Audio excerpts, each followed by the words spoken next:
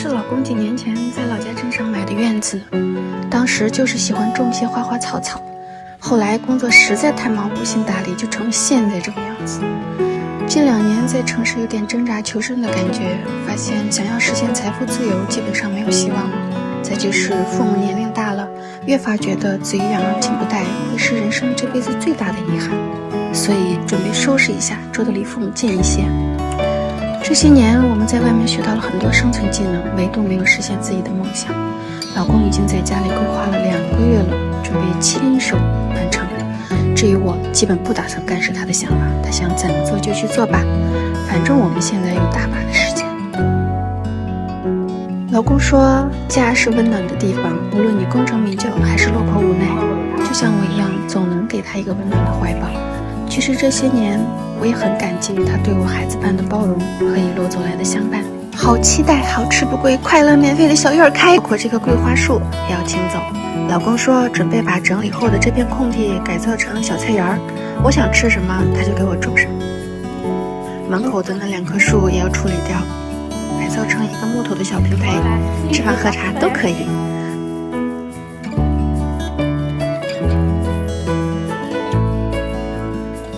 竹林里临时也没想好怎么安排，先整理干净了再说吧。当时种的这几棵竹子呀，不到10年就收获了竹林一片，一些野蛮生长的树根遍布了整个院子，名副其实的疯长呀。回头还得找挖掘机把根儿给拔出来，不然没法种菜。今天是小院改造的第2天，老公好兄弟贡献了一辆小车，自己也过来帮忙了。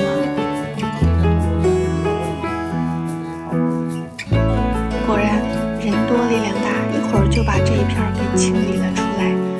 老公在棚子里找到一个地锅，他说用泥巴抹一下应该就能用。今天中午我们准备自己做菜吃，的迷你挖掘机已经到了，我们先沟通一下施工流程。在把旱厕推倒的那一瞬间，我明白了老公说的既要舒适又安逸，更让我爱上这个家的意思，因为他知道我对旱厕很抵触。接下来就是他规划的小鱼池了。老公说院子里有了鱼儿就有了灵气，这些丹桂清可绝尘，浓可远溢，可惜生不逢时，只能忍痛送走啦。这几间房子老公也申请了重建，改成厨房、会客厅和一个卫生间。舒服的厨房和卫生间真的是能提高我们生活的幸福感的。收工喽！今天我们准备了鱼池，老公昨天晚上规划到半夜，说小院接下来有很多地方需要动工，顺序可一定不能弄错了，不然很多工作可能都需要第2次返工。这么多年我一直都很佩服他的做事风格，说干就干，从不拖拉。他说很多事情最难的都是第一步，他不给自己留找借口的时间，都是先干了再说。至于工作效率的问题，他的回答是没干过的事情可以慢慢干，想着干，出了错有及时纠正的时间。比如这鱼池底部简单清理一下，就先得把墙给砌起来，不然边上的土就会一直往下掉，也没有具体的面积。行吧，我信你了，这墙砌得挺漂亮，只是为什么不砌个星星出来呢？这底部裸露的大石头超出了我们的预期，倒是挺漂亮的。找了几位师傅帮我们把墙给抹平，这有了西边鱼池的经验啊，东边的小鱼池就没什么难度了。再把中间连起来就大功告成喽。鱼池里完了，忘了预留循环泵的水管，又得加个班。因为院子内常年没有人居住，所以院子里的电路老化的都已经不能使用了，我们就只能重新扯电。这时候就体现出老公的存在啦。首先将这些老旧的电路全部都拆下来，再把电箱拆下来，折腾一番呢，总算是把电给修好了。在换上新的电箱，通上电之后，我们就开始调试所有的老旧电器。发现这个老井因为常年失修，出水量太小，万能的老公又想要自己搞定，终究是有心无力。商量之后呢，我们决定在屋前重新打一口新井。还是把专业的事留给专业的人来做吧。于是我们打电话联系了打水井的。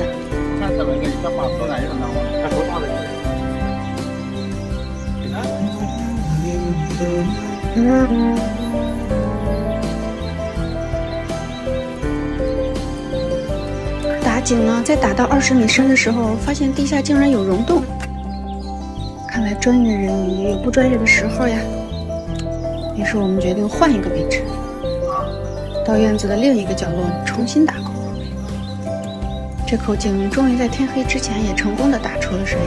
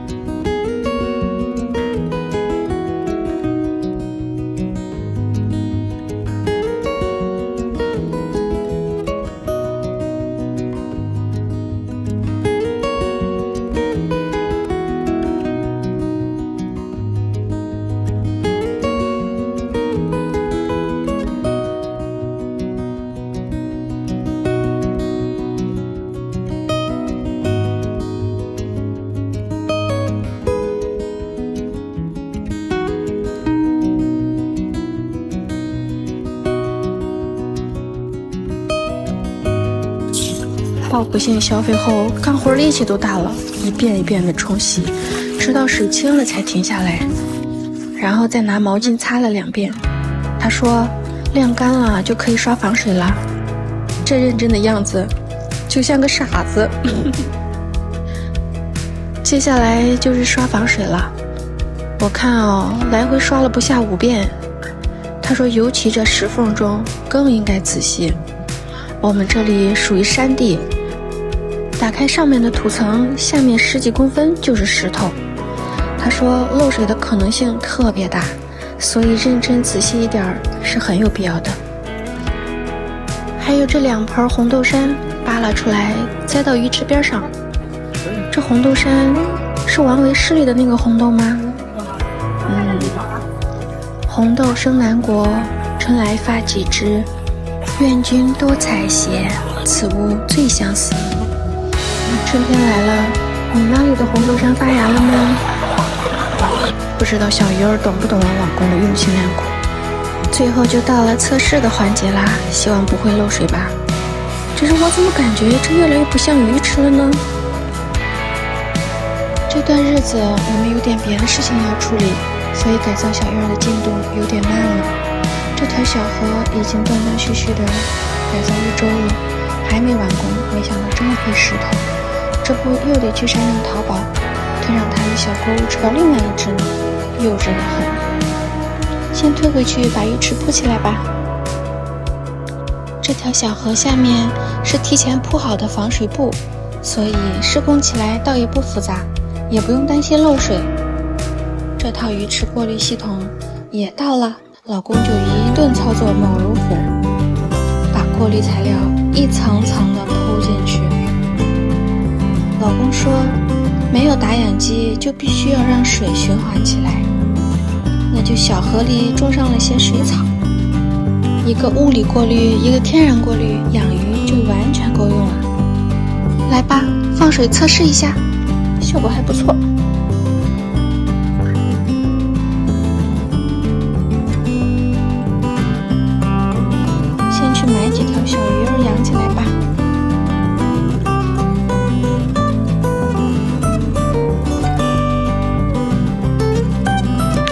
淘了一个太阳能发电的小彩灯，缠绕在这棵已经枯萎的柿子树上。老公说，即使枯萎了，也要给它一个机会。树木的生命力是很顽强的，有可能几个月后或者明年开春再重新发芽呢。看着一树的闪闪星光，老公说，这些小彩灯都是他给我摘的天上的星星，让我每天不论日升月落，春夏秋冬都可以欣赏花，欣赏树，欣赏星星，因为花树都好看，人间才浪漫。工欲善其事，必先利其器。一个趁手的工具肯定会事半功倍的。我们经过多次讨论，决定先收拾房间，装修一下。如果能住的话，就不用每天来回跑了呀，也不用担心这些小猫咪的安危了。原来的窗户都太小了，我们要把它改成财大气家的大窗户。毕竟我们憎恨的是烈日，而不是阳光，尤其是晚霞的那一抹温柔，必须要留住。没转了几个巴士，锤子就罢工了。树林里砍了一根木头，修整一下，继续干。终于赶在午饭前打开了一个新世界。下午把窗户周边用水泥砌平整，钉做窗户需要两边的尺寸。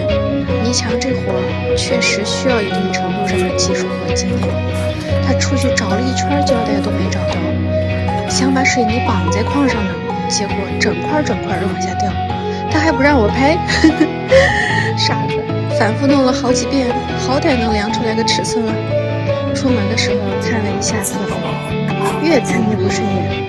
他说，现在的大环境以及我们的资产完全不需要保护，一个木门就够了。如果不是山上蚊虫太多，门都不要。这脑子是不是进水泥了？屋里面清理的差不多了，等干了就可以刮涂料和贴地砖了。窗户打开啦，这下外面的这个楼梯就得靠边站了。这群演还是那天夸他炒菜好吃的那几个大爷，喊着1、2、3的号子，就让楼梯搬了家。树挪死，人挪活，楼梯越挪越漂亮。这开心又冲彩地铺起来，主路用的是30乘60公分的，辅路用的是40乘40的。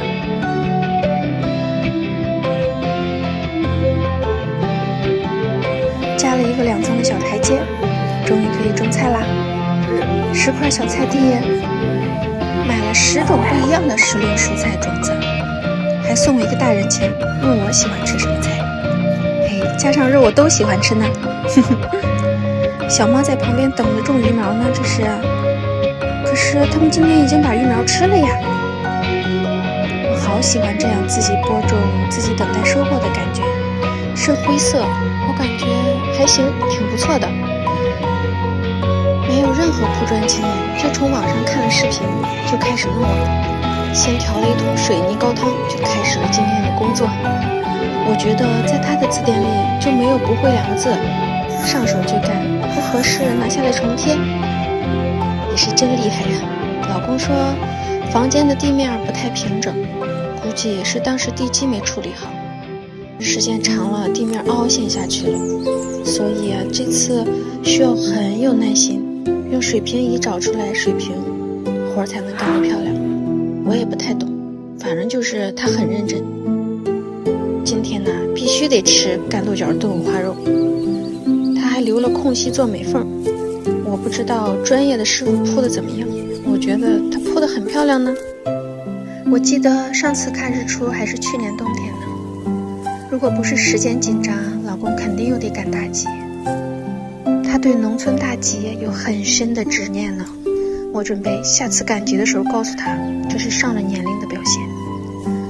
加工门窗这2口子干活非常利落，没一会儿就把窗户都给安装好了。可是装好窗户后呢，我又有了新遗憾。本该留窗户的，当时我任性就想要全玻璃的，因为我喜欢阳光的味道。可是忽略了实用性。现在好了，楼上楼下对话，不打开门喊就得用对讲机了。虽然现在觉得不合适，那我也得忍着，不能说。反正我住上面。老公用私房钱买了吊顶工具，这2天他在家不止恶补了吊顶流程，还在附近小区溜达着，看谁家装修就去观摩学习一下。中间有不会干的时候继续找教程来看。由于没有任何经验可谈，今天一天他跑了4、5趟的五金店，都把人家老板给跑笑了。问他为什么要自己干呢？你买的工具都够装修费用的了。你猜怎么着？回来的路上他跟我说，自己干是不是白赚了一套工具和一个新技能？好像还真是。如果他的工时费不算，好像真是这个账。对于他这些感觉到而形之的想法，我早已经见到了，我懒得去干涉他。很多时候到最后我发现他基本都是对的。其实我知道他是很享受自己动手打造小家的这个过程，甚至有点沉迷其中。现在还天天旁敲侧击的想把我也拉下水。我想告诉他，不劳您费心了。院里树上突然有了许多绿色的小虫子，本来打算靠小鸟来吃光的，现在看来是不行了，树叶都快吃光了。老公买了个加长杆的电动喷雾器和农药，他说想成为一个合格的新农民，这些基本工具还是要备齐的。前2天在路上还盯着人家一台带着梨的拖拉机看了好久，如果不是我拦着他，还非得想试驾一下呢。打完药又来五金店进货了，今天主要任务是把水电给铺设一下。水井是在院子外面打的，需要把水引到院子里面的压力罐里。老公准备在院子各个角落都设出水口，至少不低于5个，户外电源不低于3个，完全实现用电用水自由。这些安装技能都是在买工具的时候跟五金店老板现场学的呢。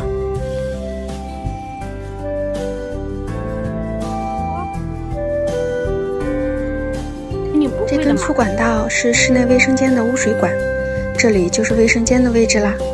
最后这里是接今天刚买的大水管的，通过门前路下过来给苗圃浇水，以后如果养些鸡呀、鸭呀的，用水也就方便了。外面留的这个水龙头，他说是为了方便过路的行人用水，毕竟这半山腰的带着我们才4户人家。具体什么是善良我也说不清楚，可能每个人的定义都不同吧。里面还有厨房和卫生间，这样我就不用往隔壁20家跑了。先去把材料买回来，钢材标准是6米1个，头天晚上提前算出来了，粉子量所需要的尺寸让卖家切好，省时又省材料。不过这个焊接技术好像没怎么摸索透，用铁锤砸一下就会裂开，果然经验是最好的老师。下个量应该就好多了。梁家工好，新问题又出现了，这里地势高，那里地势低，墙也是顺着地势来砌的。老公说要调整过来，4平8稳可是最基本的。后来跟我说他还担心挂单风把屋顶给掀了。找出来水平后，把焊接好的底座插在柱子和墙上，再浇筑混凝土，按照水平仪给的高度按压底座，直到完全在一个水平上。等着混凝土凝固时候，弟弟想起来小时候家里建房子都要放鞭炮的，可是老公考虑到隔壁院里喂的兔子和小羊应该会受到惊吓，他说要不然就把掉下来的火花当成庆祝吧。那这个庆祝可真够大气的，足足放了好几个小时的小烟花，太贵了吧，这得花多少钱呢？把横梁全部焊接完成后，就可以把树枝瓦固定上了。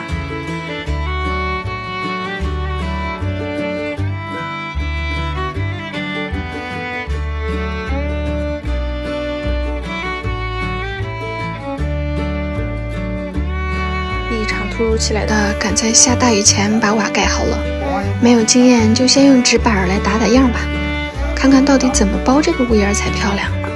最终定下来的方案是包2层，虽然麻烦点儿，但是有立体效果，我觉得他的审美没问题，尤其是在选老婆这方面，哈哈哈。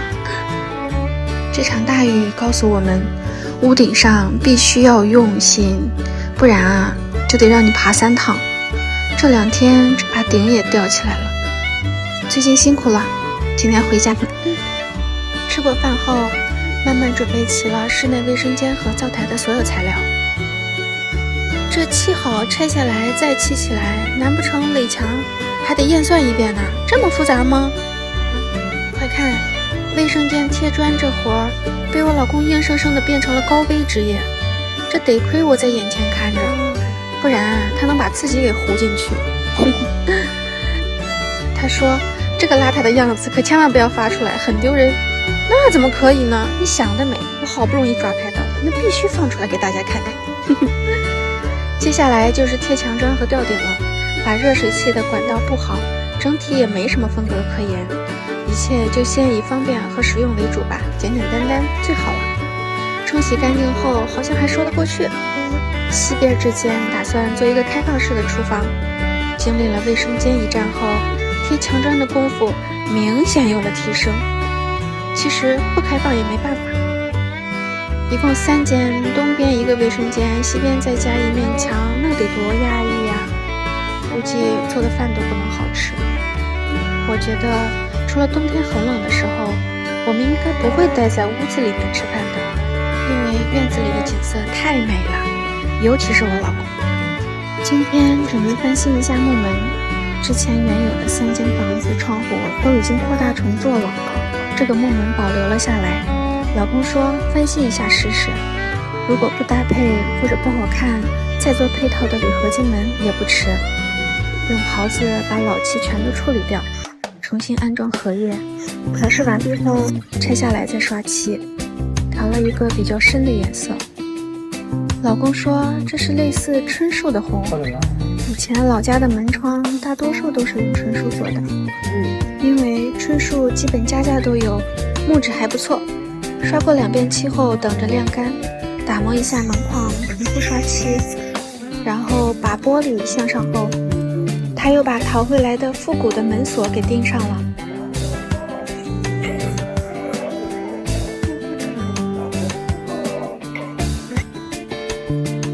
感觉还不错。下午工人师傅过来安装门窗，有了门窗才像房子。2楼那一小间的门也做好了。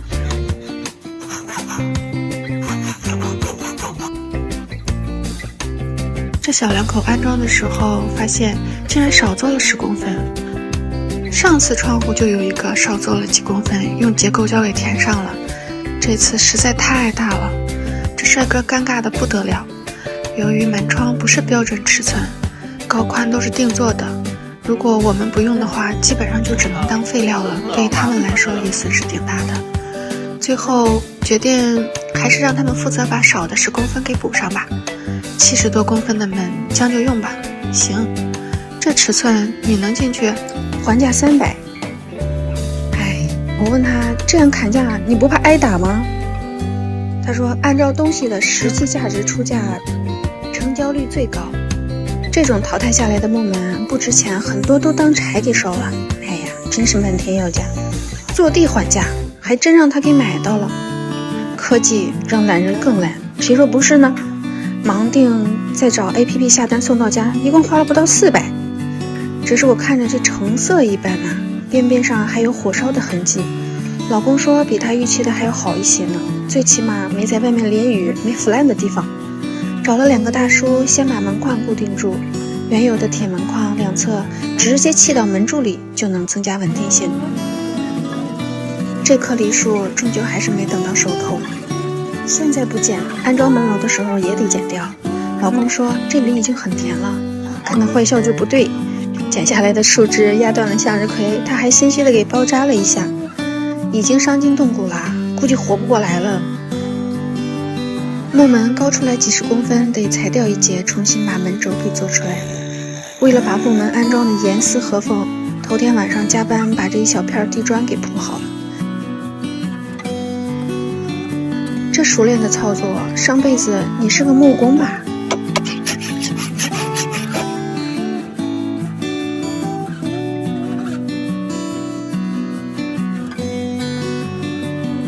门下面都塞进去一个小木条，等凝固后拿出来木条，下面的门缝就出来了。宝也把门前的紫薇园给叫醒了。老公说，相比修剪后的树干，他更喜欢这种荒野的美，每棵都在不遗余力地盛开，它们热情奔放，放荡不羁，就像我们怒放的生命，蕴含了太多的感动，注定说这么多，其实就是不想修剪树枝啊，还找这么多花里胡哨的借口。有机会，我得让他有感情的朗读一遍。最后我挑了4颗不同颜色的种在了门两旁。哦，对了，告诉大家一个冷知识，紫薇的最佳移栽时间是夏天，这是我们几年前就验证过的。土球大一点的呢，基本100%都能成活，不活你来我家挖，我家有好多。下午去五金店买墙漆，老板问了一下墙的面积之后，给他一个喷枪，说手动滚墙漆的话，水泥缝里没办法解决，关键还费胳膊。最后言传身教的教了他好一会儿，最后说如果还能等几天，他可以免费来帮忙了。哎呀，来老家后真心被这些感动了好多次了。有了专业的工具，果然快很多，以前盖住了怕废弃的东西，2遍2个多小时就完成了。到家都快1个月了，迟迟还没有安装，也不完全是因为没喷完墙漆的原因。其实他已经偷偷安装过2次了。我问他为什么安装几块再拿下来，他说墙的顶部需要找平，收面的瓦还得再加2层红砖，不然加完砖收面的瓦还会再翘起来，跟要起飞似的，需要2侧固定。现在问题都解决了，终于可以正式安装了。手电钻没电了，充电的空档还要找螺丝刀去拧，看得出他迫切的想看到安装后的效果。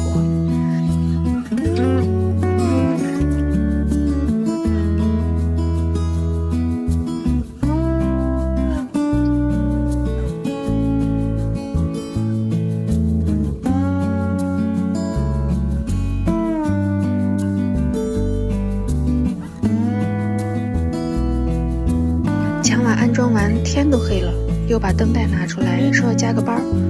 灯带确实晚上才能看出来效果，不看乱糟糟的地面，我感觉还不错。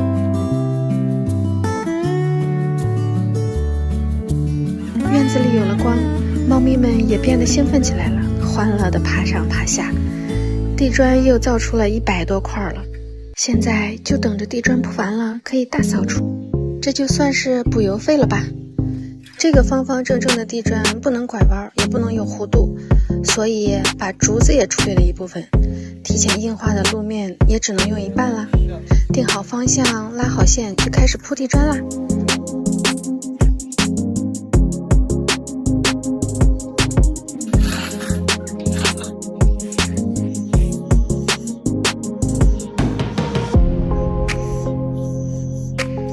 晚饭后开始挑灯夜战。现在是这棵杏树的去留成了大问题，他在这儿没招谁也没惹谁，铺个地砖就得把它给砍了，确实有点说不过去。我们在这商量的时候啊，估计他都哭了。犹豫不决的时候，这个猫咪让我们快速做出了决定。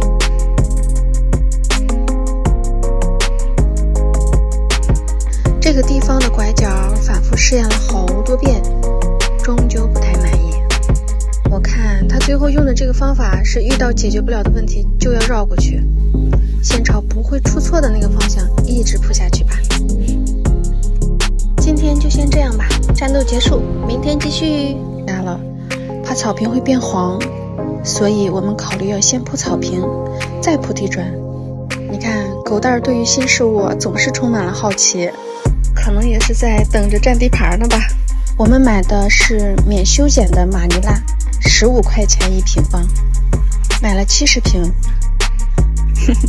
小河边的草丛里一直都是猫咪们嬉闹玩耍的地方，不知道是谁喊了一嗓子，猫咪从4面8方赶了过来，震惊之余只剩沮丧。这感觉啊，就像小时候钻的那个柴垛洞被大人们毫无缘由的给填了起来一模一样，满满的失落感涌上了心头。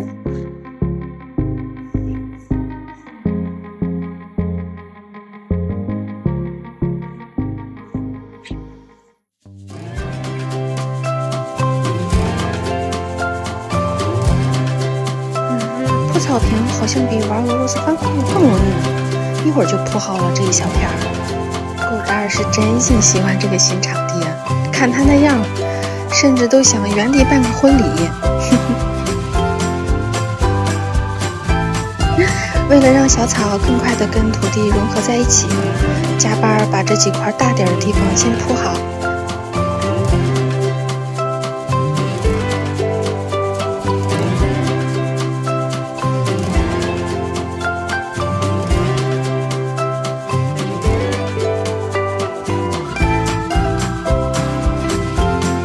这块有坡度的地方呢，要把小的条砖铺起来才能铺草坪，有了边儿才能确定草坪的具体位置。收工，今天就先这样吧。对于今天的成果，总体来说，猫咪们稍显失落，老公呢稍显疲惫，狗蛋儿呢颇为欢喜，特别喜欢新环境。我呢比狗蛋儿更喜欢，长在了路中间，常年在树荫下，今年也没能结果。今天早上把它处理了，这是院里处理的第5棵果树了，猫咪们也没有过来挽留它。哪怕只是磨磨爪子，我们也会考虑留下来的。临近中午，天气大好，设计造型的时候担心方砖不够，把长砖也用上了。这片贴菱形图案虽然费点劲儿，效果应该会不错。刚贴出来这几块感觉就不错啦。下午送过来的下水管提前预埋一下，我比较喜欢它这种不留后患的做事风格。他觉得只要有水龙头的地方就必须要有下水管道，还得是隐藏起来的那种，就算是备用的不经常使用的水管也要预买一个。好吧，你都不怕麻烦的事儿，我更没有意见了。晚饭后洗了个澡，想加班，说下周需要出差几天，那我和狗蛋儿还有猫咪们再陪你加会儿班吧。鱼池这个地方临时决定也铺一片，以后在这里吃饭喝茶的时候呢，还可以喂喂小鱼。为了能放下一张桌子和几把椅子，这几棵竹子也被迫搬了家。最近啊，这些小野猫们经常出去打野，主要目标是小青蛙，玩一会儿才吃掉。我抽空还要教育一下它们，这东西吃多了，你们就不会爬树了。我得把罗翔老师的科普视频给他们循环播放，看看行不行吧。这个坡他从开始收拾这个院子就保留下来，现在看来他脑子里已经有了今天这个画面。这个被生活撕咬过的男人，原来内心早已不再荒凉。猫咪们也忘记了昨日的悲伤，渐渐喜欢上了现在小院的这个样子。我也是。租了2层脚手架来安装门楼，2层10块钱一天。自己做完房顶加梁后，焊接技术有了明显进步，2个小时的加工就可以安装了。那3间房子的瓦都是他自己安装的，门楼这点瓦对他来说应该也没有压力了。更何况还有我在旁边耐心的指导，简直是如虎添翼呀！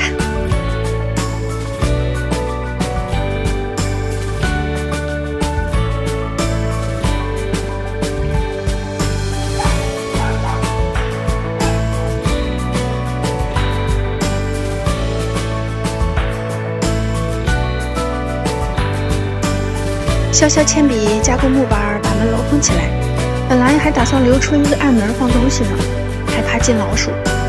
万一他把私房钱藏到这里，我还上不去。还是全部封起来算了。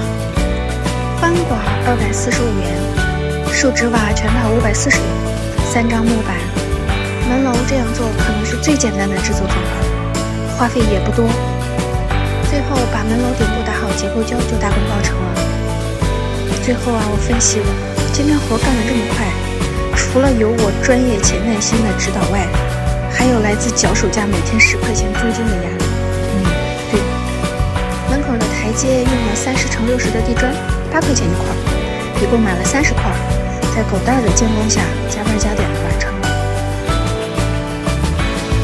接下来，这是当时收拾房间送人没送出去的，衣柜送给帮忙干活的大叔了。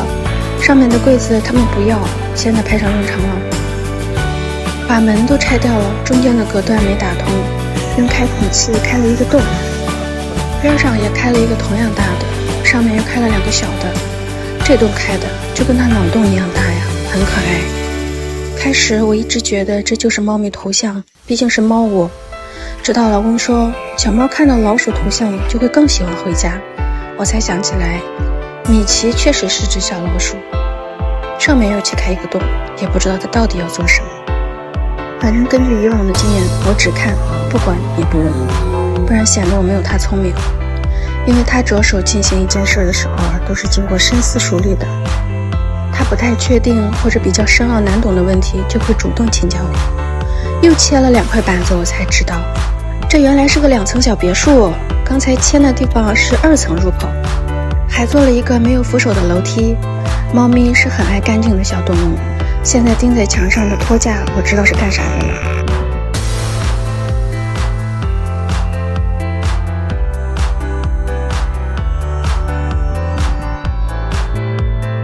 又一个没有扶手的小梯子做出来了。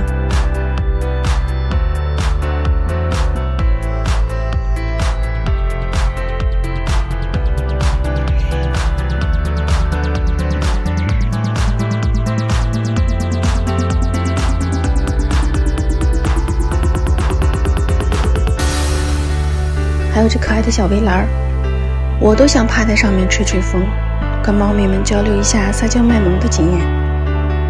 在确定没有需要修改的地方后，拿下来打磨掉原有的红漆，露出了清晰的木纹后，刷上无色油漆，确实好看多了。跟猫咪们说这是全新的，都没有问题的。果然功夫没有白费的。完全晾干后再固定到托架上。后来栽到院子里的那棵柿子树活了，上面缠绕的暖光灯有点多余了，解下来安装到猫窝里。晚上去厕所没有灯，确实也不太方便。这是2块没有任何隐私可言的玻璃。不知道未来哪只猫咪生了宝宝，会不会要窗帘啥的？杰克在确定了入口大小后，慢慢咧咧地走了。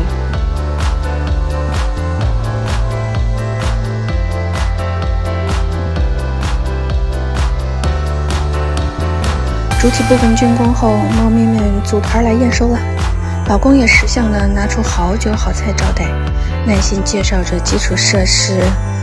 看吧，面朝大海，采光好，物业好，孩子们上学方便等等优点，比兔子家那2个洞好多了。走完过场，不出意外的验收合格，安装瓦片后就可以交房了。漂亮，又忽悠出去一套。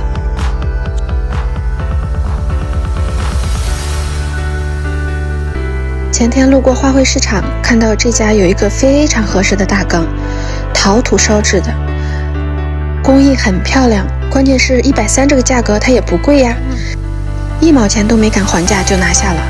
怕老板不卖，还象征性的买了几盆并不太需要的花草。老公说，这种直径超过1米的老缸市面上越来越少了，以前主要用于存放粮食，粮食干燥而且轻，现在用来养鱼或者种荷花了都。陶土工艺这种东西呀，常年盛水和淤泥，底部如果稍微有点不平就会硌坏，或者因为受力不均匀就会出现裂纹。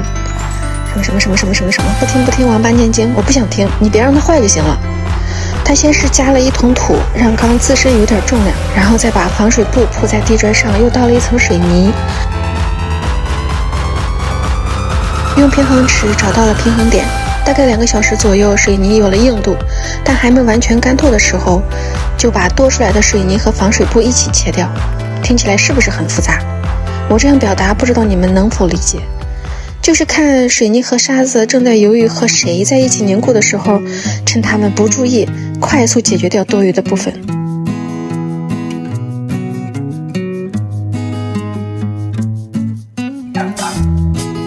完全干透之后再加满水，找到这个水平，水真的就能高出缸沿一丢丢呢。这个懒家伙终于开始收拾这个楼梯了，之前催过他就开始巴拉巴拉说还没有一个理想的方案。开始呢想用大砖来做楼梯，砖都一块块搬进来以后，兔子家觉得这么重的东西放在屋顶上，那肯定是有安全隐患呐。多次沟通无果，最后决定还是再折几层连起来。这5层花了200多呢，这种款式的扶手已经没有人做了。老公再次光顾废品站淘材料，花了27块钱，买回来2根管子和一些旧钢筋，计算好长度，开始切割焊接。小伙伴们请戴墨镜观看哦。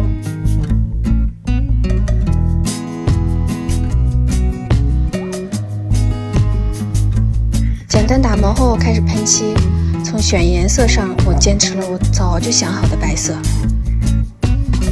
白房子、白墙壁，再加上白色的楼梯，配上这蓝天，那一瞬间让我想到了希腊圣托里尼岛上那个蓝与白的浪漫，莫名被自己的聪明和审美感动到热泪盈眶。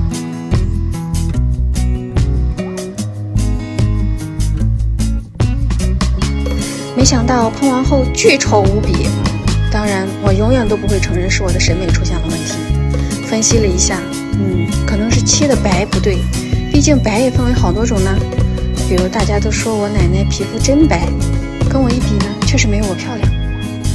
那她的白从审美上来说就不太对，也有可能是喷漆的人经验不足，毕竟头一次干这活。最有可能的就是因为这里缺了那片海，不然人家那里怎么就那么好看呢？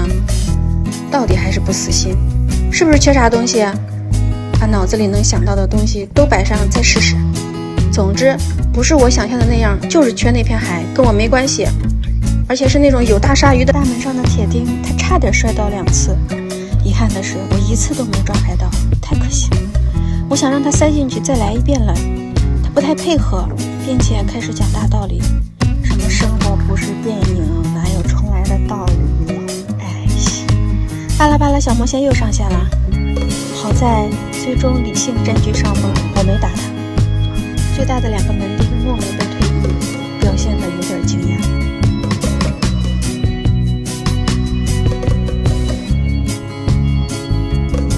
打磨掉原有的黑漆，被火烧过的这一块缺口比较大，全用腻子灰填补的话，估计用不了多久就会掉下来，所以定了一个木条，其他小瑕疵就用腻子灰来处理吧。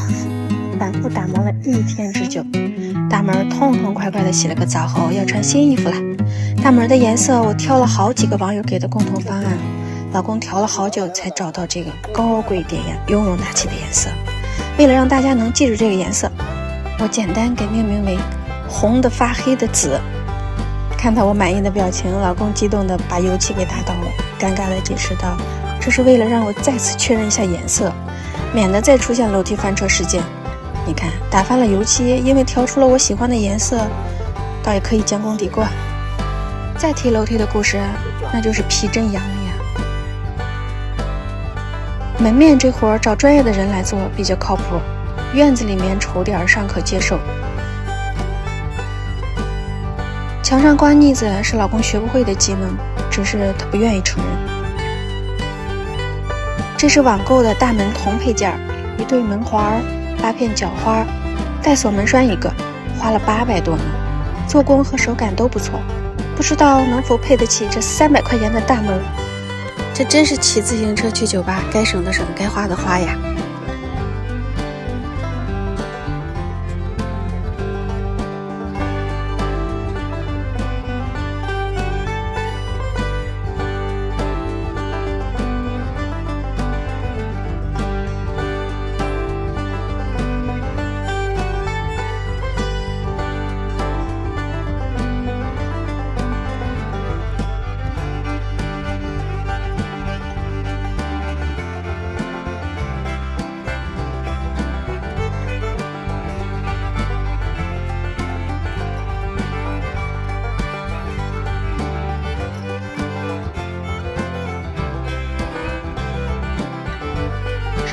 吃的地锅，他知道最近我没有在家里待着，这不又让我提宝贵意见来精细这个地锅，美观整洁，方便使用，且好打理是我的方案，也是底线。1米的地板砖不好买，就掀人家桌子。准备齐所有材料就动手吧。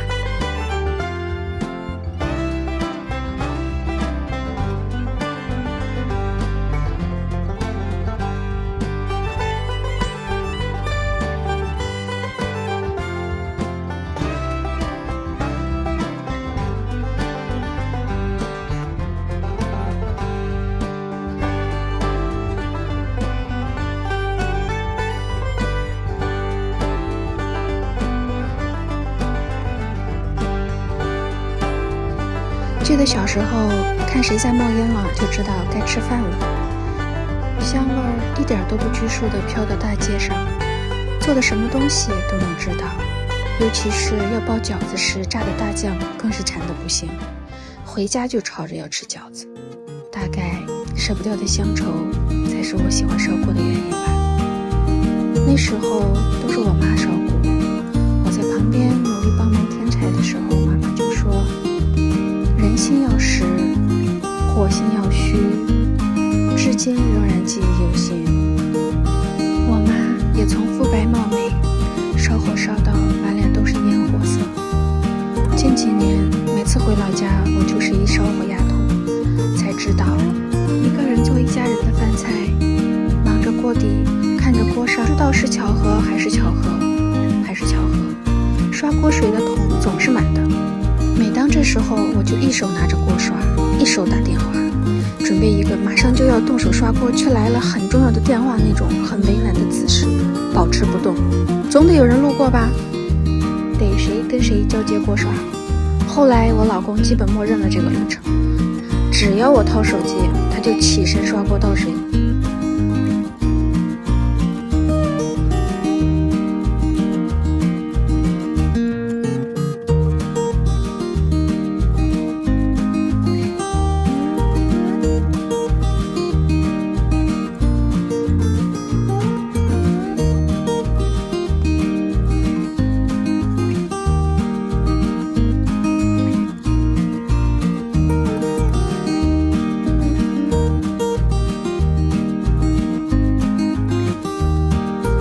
这次他好像解决了这个问题，他终于也明白了我皱着眉头一本正经接电话时，手机突然又来了铃声的尴尬。哈哈哈。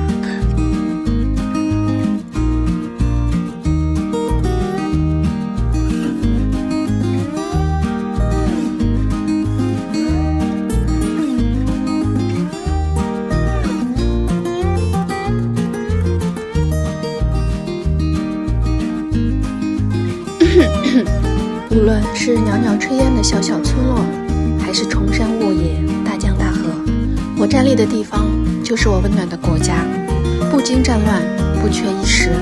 去过的地方越多，越是会心存感激。从收拾这院子开始，就觉得东边这面墙缺点什么。本来打算种一些爬墙的葡萄或者蔷薇，可是墙角土层下布满了上下水管道，只能勉强活些草本的小植物。我们的尝试被按下了暂停键。闲来无事，老公想让我指挥他画一张中国地图，动手前他请教我画地图的技巧和需要注意的地方。我也不是非常专业呀，毕竟连画展都还没办过呢。不过难不倒聪慧过人的我给了一句能画多了别画少了就行，他就像拿到了秘籍般开始了。定好最长点、最高点，铅笔描绘出框架，红色画笔再涂上一圈，曲线和比例掌握的还可以呢。按照标准地图来搭配颜色。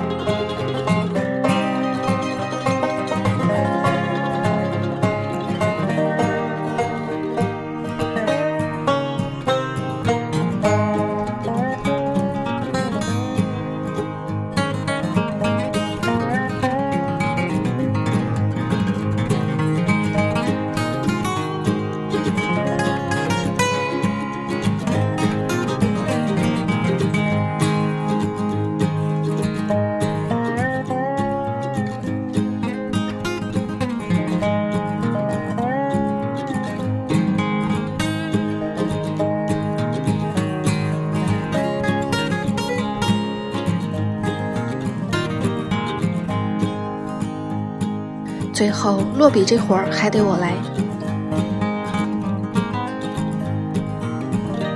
我被胖揍一顿的话，皮肉受苦实小，在猫咪们面前丢了狗脸，那就得不偿失了。还有好不容易上位的老大这个位置，就显得名不正言不顺了。估计是越想越害怕，不如干脆装没看见，等长长身体练练功夫再说吧。不过这只大野猫真没把小狗蛋放在眼里，这是真的。我见过它从狗蛋身边大摇大摆地走过去，所以我们决定做个牌子震慑一下这只嚣张的野猫，还能遮挡一下这2面墙跨度间的空白。上次地图上写的那3个字很丢脸，不过我还是要嘴硬一下。第一，颜料没干，带偏了我的画意。第二，记号笔写在颜料上，它太滑了，写长了笔画还不能擦，真的很难写。今天我要挺直腰板，一雪前耻。希望那只大野猫看到这几个字儿有所收敛，慎重。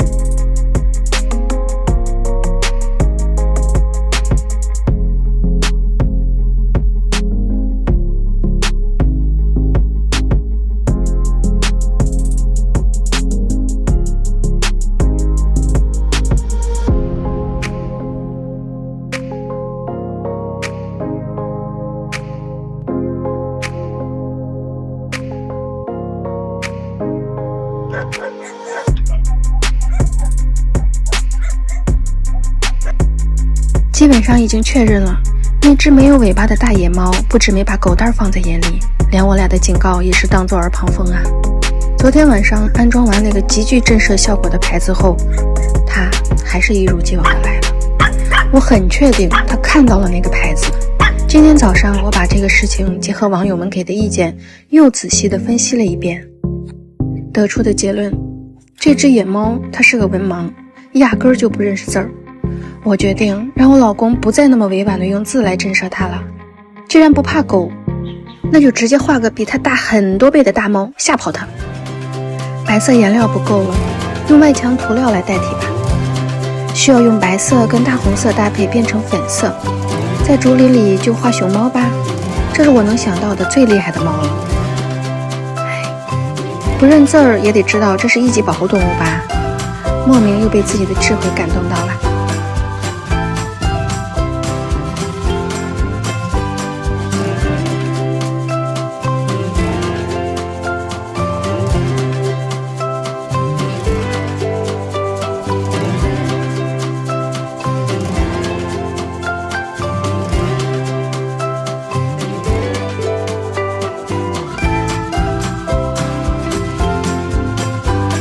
村里通知可以下山采购必需品，我怎能放过这个购物的好机会呢？当平淡的生活没有惊喜和感动的时候，其实孤独也是自由。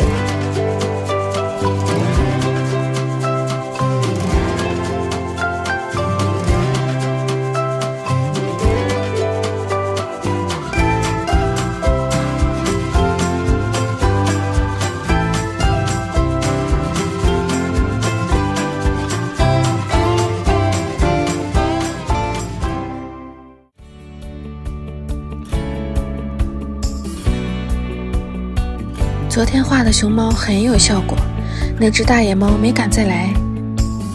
既然知道害怕，那就继续加强一下，再画一只爬竹子的，让野猫知道墙上这些猫不止大，还连光滑的竹子都能爬，唯一的优势也被轻松破解，看它怕不怕。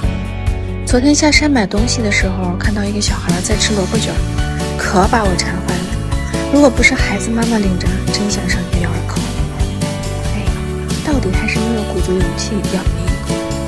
无奈村里超市没有卖豆腐的，更没有篦子。昨天晚上吃饭的时候跟他说，等恢复正常后，第一件事就是把这里缺的必需品全部都买齐，尤其是萝卜卷。早上睡到10点多，起床后他告诉我，晚上可以吃萝卜卷了，豆腐都买好了。山下有个大婶儿，每天早上5点左右推着车卖豆腐，1个小时左右就能卖完。吃完了还买不到呢，自己再做个篦子就可以了。山下平坦点的地方较能种的核桃和芦荟，缺少管理也没什么收成，这些年一直荒废着。老公说说这棵是原枣树，只有鸟能吃。这棵估计就是那只鸟拉的粑粑长大的，砍下来做一个衣帽架罢了。2楼房间很小，小到除了放下一张床，连一个标准尺寸的衣柜都容不下。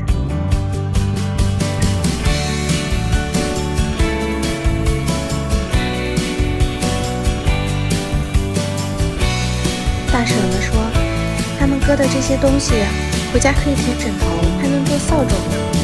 回头得让他做一个。毛孩子们一个个都被扎成了小刺猬。这人也真不懂雨露均沾，又独宠大头。我觉得这棵树死得很冤呢。2楼房间小，放不下衣柜，跟他有1毛钱关系吗？老公说，只要没被当柴烧，就是很幸运的。这都算成才了，感情他还得谢谢你呢。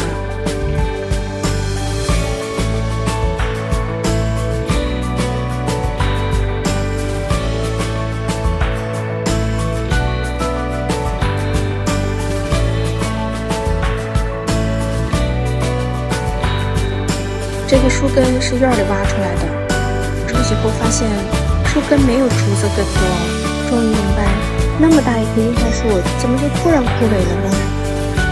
拿来当主座吧。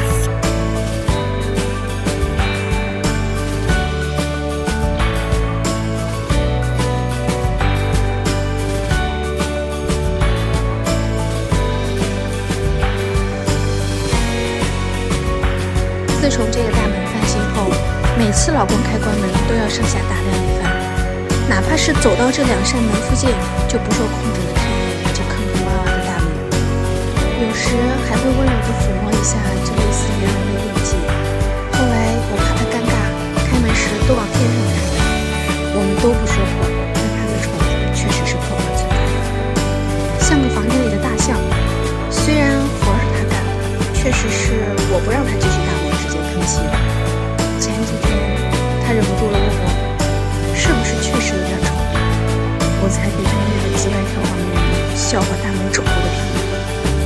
我们笑了1个多小时，笑到肚子疼。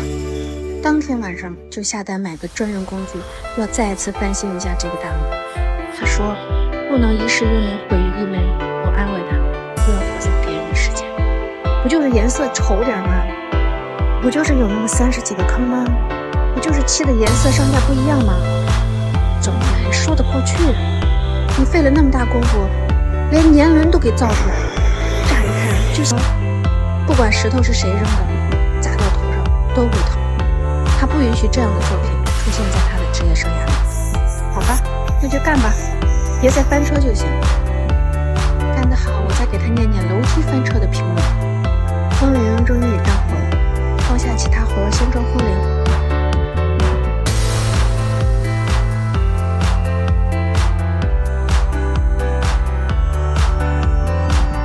风一吹，这悦耳的旋律就如小鸟的嬉闹声，清脆嘹亮，却又婉转如意。这是一种能忘掉烦躁的声音。昏天暗地的干了1天1夜，功夫不负有心人，最后这效果还是不错的。他被锁在家里这个问题也解决了，卖家送了一个锁头，没事不用的时候锁住就可以。木桩几年前就枯死了，与其腐烂在地里，不如扛回家当柴烧。后来觉得这个造型烧了有点可惜了，还没完全腐烂透，拿回家架在小河上给小猫们当桥也不错。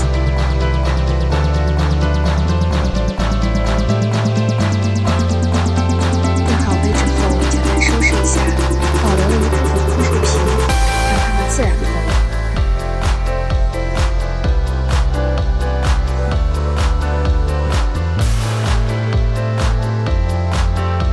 最后挖坑种上。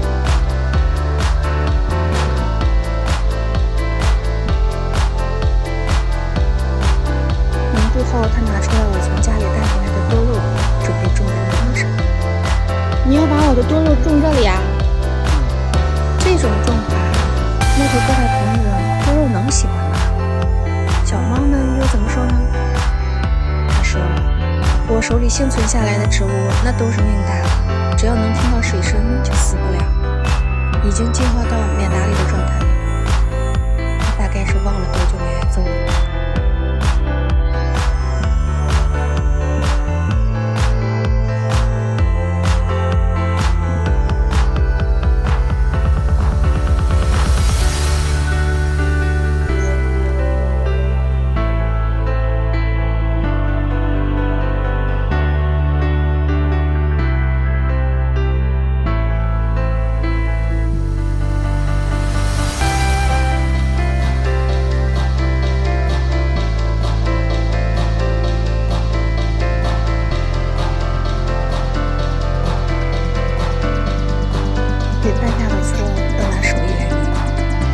昨天他打算做猪蹄儿的，这堆旧门窗的木料是从飞虎站买的。他打算挑几根好的木头做一个洗手盆支架。这件木头一共花了50块钱，拆下来的钢筋又卖给了他28，等于是22块钱买的。烧火都是死，山上是有烧不完的木头，可是需要空头架，大的锯开，小的折断还扎手，确实很麻烦，没有这样的好事。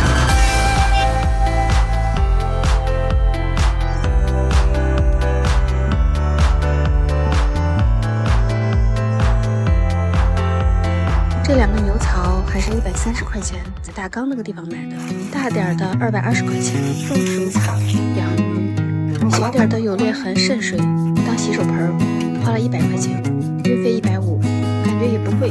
这么大块石头，手工打造不得1个月呀。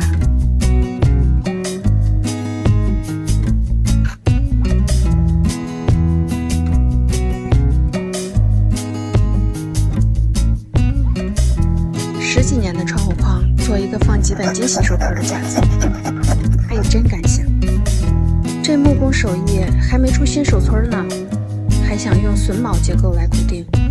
我知道他几斤几两，是有点才艺，但是木工这方面只是在有点兴趣的阶段。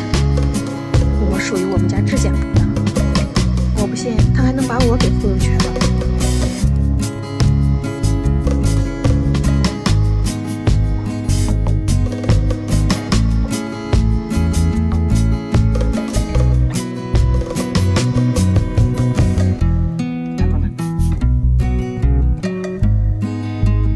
最后果然是用气枪钉了一遍才敢刷油漆。送防腐木的大哥给帮了大忙了，总体视觉效果还是不错的，再开个孔把下水管接上就行了。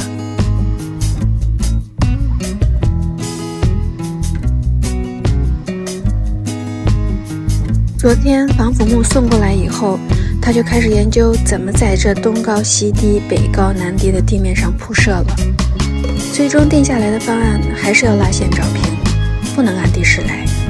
今天小猫们是以甲方的身份登场的，家里没有猫条和肉粒了，就这事那事的，严重影响施工进度。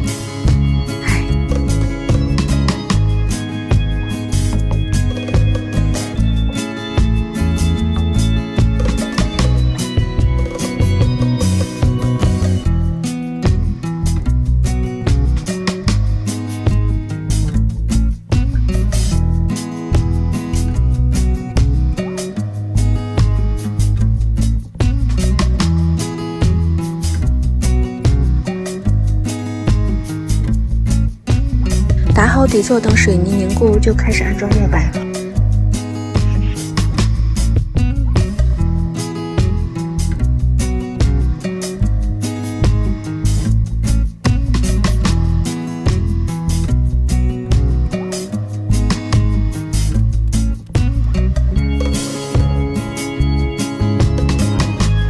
腊梅和枸杞树下不打算封，留着给小猫们当玩捉迷藏的场地。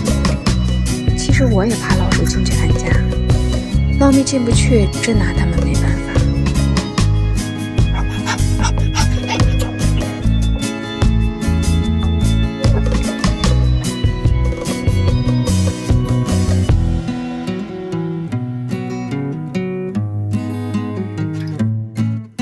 昏天暗地的又干了一天，还是没完工。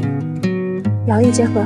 最近几个月，我发现他只要表情严肃、眉头紧锁，跟狗蛋似的，一圈一圈乱转的时候，基本就是在找工具。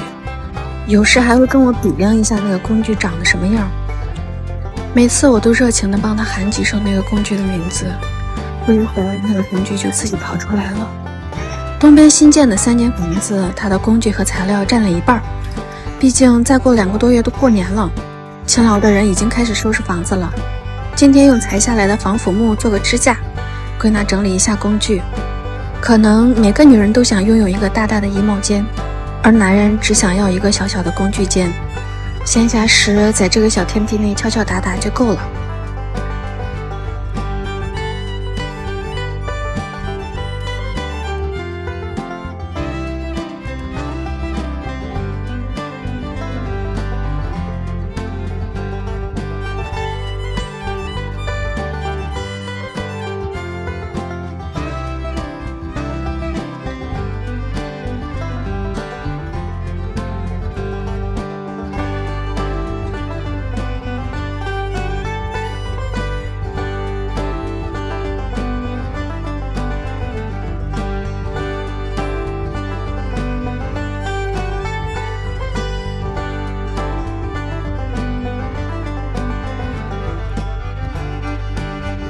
买的成品台具不好用，又做了一个台具桌子，自己倒腾出来的东西有成就感吧。他说自己从小就喜欢组装改装，捣鼓各种电器和工具，看到这个齿轮转动就想它为什么能转动，它转动又能干什么，什么原理。从天亮到天黑，不断反反复复拆拆装装，也不会觉得疲惫。偷开过拖拉机和挖掘机，因为这个爱好也没少挨揍。又巴拉巴拉小模型附身，你喜欢就行，至于我，谈不上支持也不会反对，起码不会因为这个爱好就揍他。当然心情不好时，这个木头疙瘩买来时用过几次，到现在差不多10年了就没再用过。这次搬到这里感觉还是没用，都不如普通茶桌甚至一个普通的桌子喝茶方便。以前漏水用胶水补过，去年又裂开了，已经没有什么价值了，也没有实用价值，没有把它当柴烧，可能还存在点情感价值吧。我一直赞同先做减法再做收纳的断舍离生活哲学，不然昨天收拾完工具可能还是乱糟糟的感觉。它竟然有6把一模一样的钳子和9个螺丝刀，这点他好像跟我完全相反，觉得这个东西不能扔，那个东西不能扔。当我提出要处理这个木头疙瘩的时候，他说早就买好材料啦，一直没来得及修，给他2天时间抢救一下，我就不舍得扔了。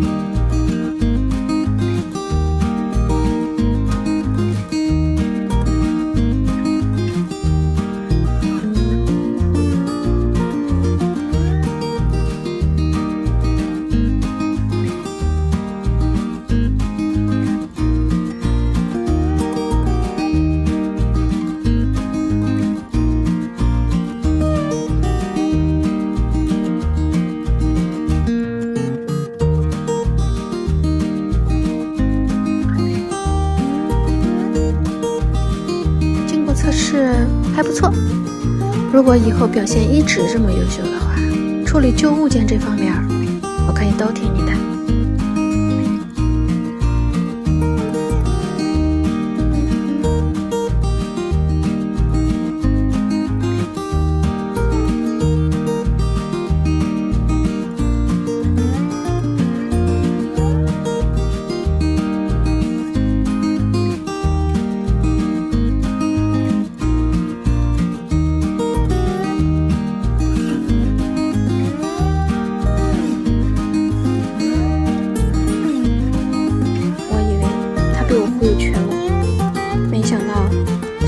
早就觉得臭了，只是没找到具体原因。现在好了，除了小猫们觉得这个游乐场不错以外，意见一致了。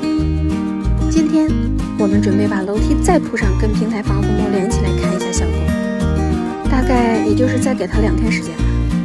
如果不能自己变好看，那我们就拆掉它，毕竟自己觉得舒服最重要。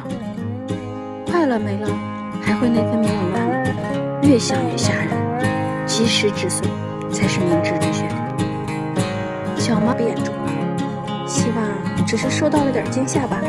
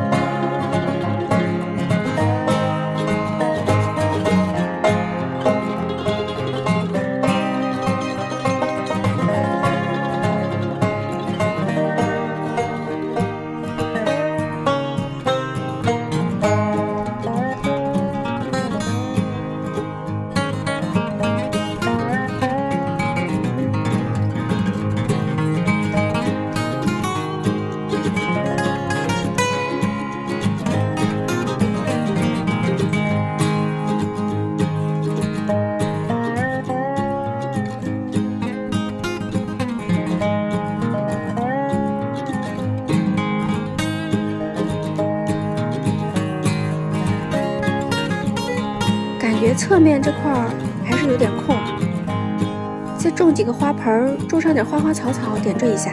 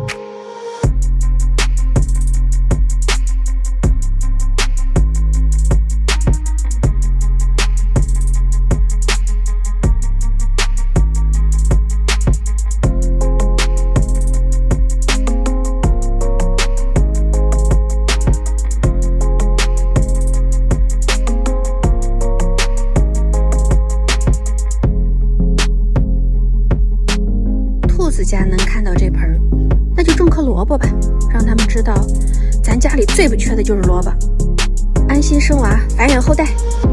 最后的感觉是楼梯挺漂亮了，但是依然没有拯救这个平台的丑。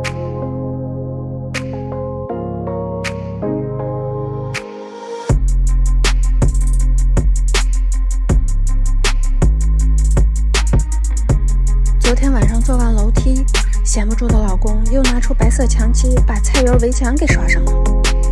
其实我也没觉得这水泥这个颜色特别难看，只是觉得没有质感，想做成仿砖的样子，看看效果，走不同的路，尝试各种可能性，寻找改善乃至快速解决问题的途径，一直是我们的共同爱好。换种说法就是，又懒又想解决问题。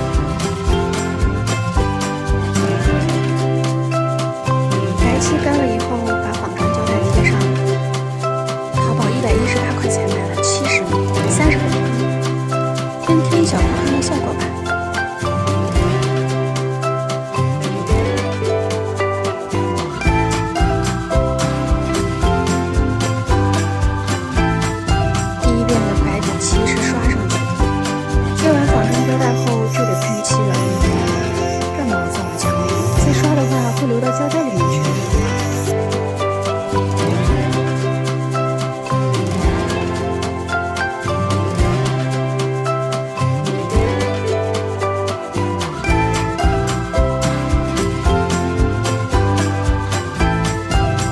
最后这效果是真丑呀，有种烈士留言的感觉。赶紧再刷成白的算了。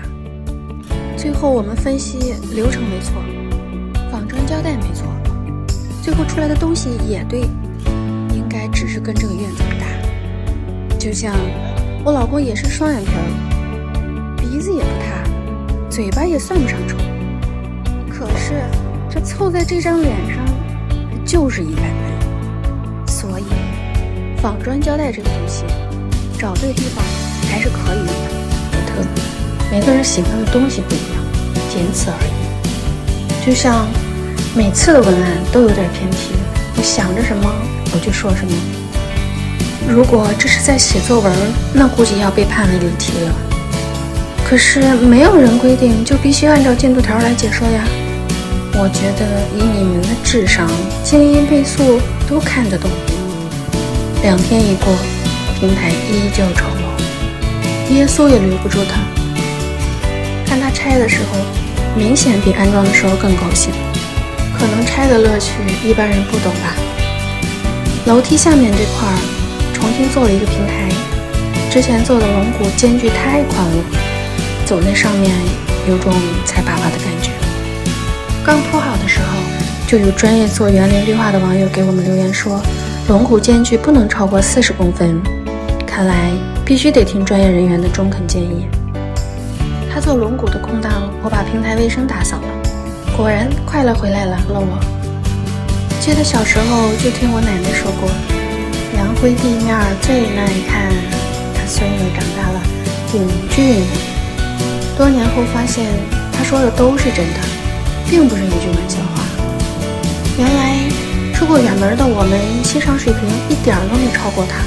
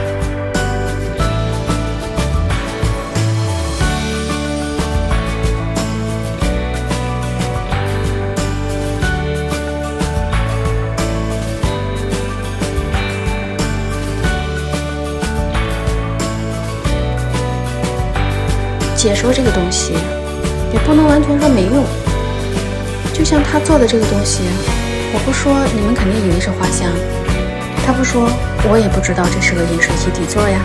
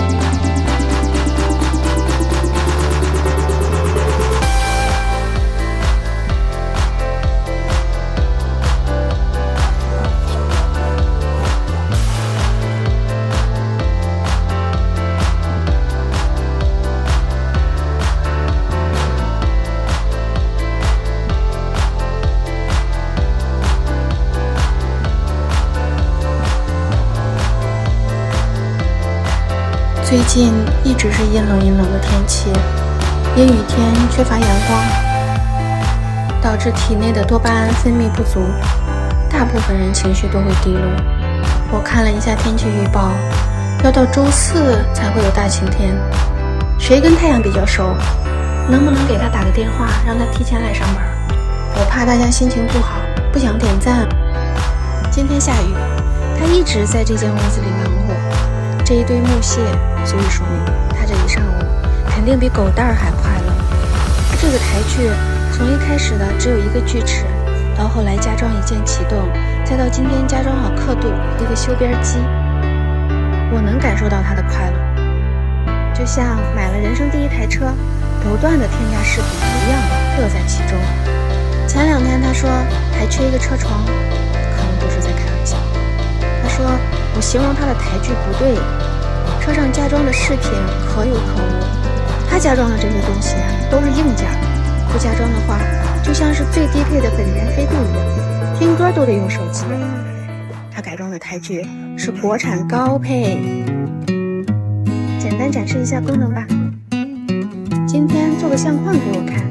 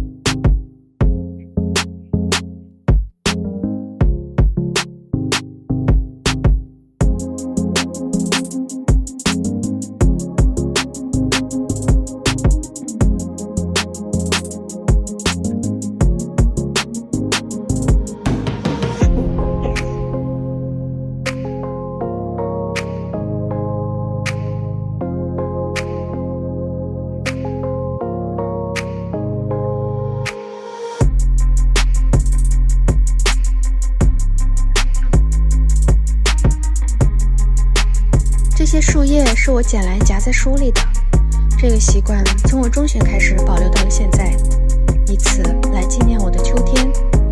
物尽其用也是他的习惯，什么东西都能用上，哈哈。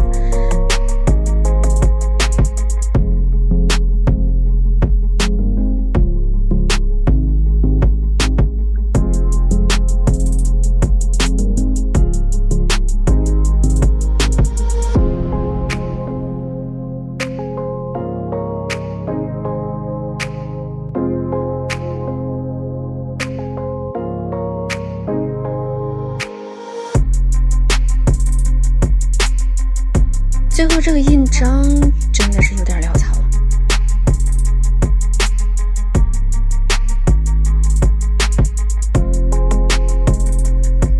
他问我能不能值100块钱，我怎么记得字画、手工这些东西一般都是人走了才有价值呢？之前家里养过仓鼠，猫咪一开始也是失控的隔着笼子咬，后来每次喂完仓鼠才喂猫，敢看一眼就抬手打一下，后来他就乖乖坐在旁边等，也渐渐对仓鼠失去了兴趣。后来仓鼠都敢爬他身上了，他也懒得看一眼。这份看似不稳定的友谊持续了1年多，直到仓鼠越狱。猫咪确定仓鼠不会回来后，还抑郁过一段时间，可能是后悔没有吃掉它，也或许这是跨物种的真感情。不知道这群猫会不会同样被驯化呢？老公驯化小动物的能力不错，他能带着猫群爬山、钓鱼目前还没有失控过，也能得到池子里鱼儿的充分信任，到它手里吃东西。但是我们也知道猫的天性。总之，我们想试一下，这到底是一个无解的难题，还是可选择的问题？一开始想把它们喂得肥肥的，胖到丧尸捕食野生鸟类的能力，后来发现猫并不管饥饱，玩乐才是动机。我对它们抓鸟这个问题一直很反感，有时会难过好几天。我也知道有许多野生动物会捕杀鸟类，但那是自然界的食物链呢。家猫确实是人为因素对野生动物造成的侵害，我们不得不承认且自责。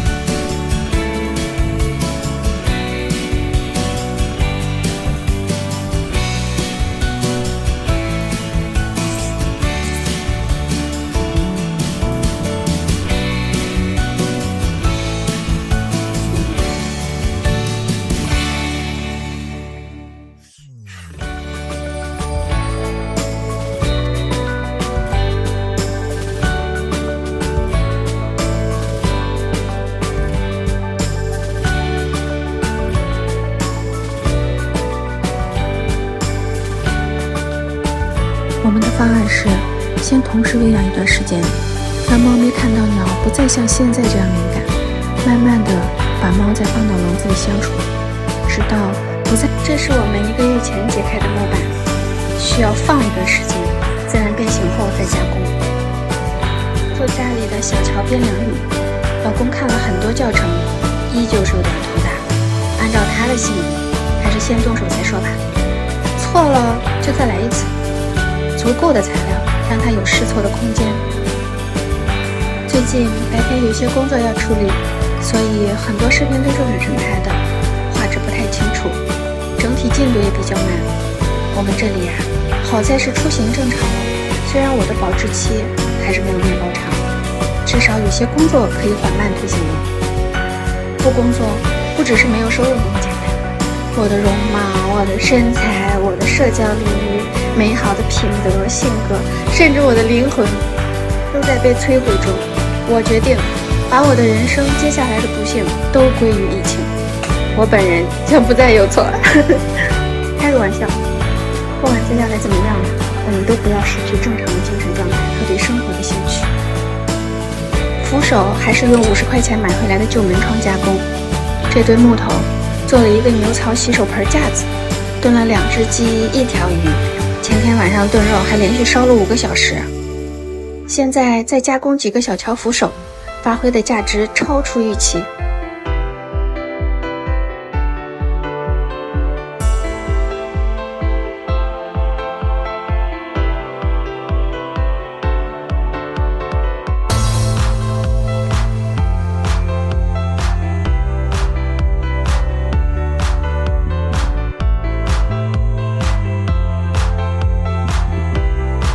气甄别的，不然他下一秒就改名叫雨。我太喜欢下雪了，希望今年下场大雪吧。今天的主要工作内容除了吃饭以外，还是做这个小桥。眯着眼看，都感觉这围栏有点单薄。他之前这样锯木头锯到过大腿，这次还是用这条腿顶着。我跟他说，你好歹换条好腿，怎么逮一条腿霍霍呢？他说不能换，一旦出现意外伤害更大。他的左手确实比右手好用。固定栏杆的螺丝钉换成带螺帽的大螺钉，确实牢固多了。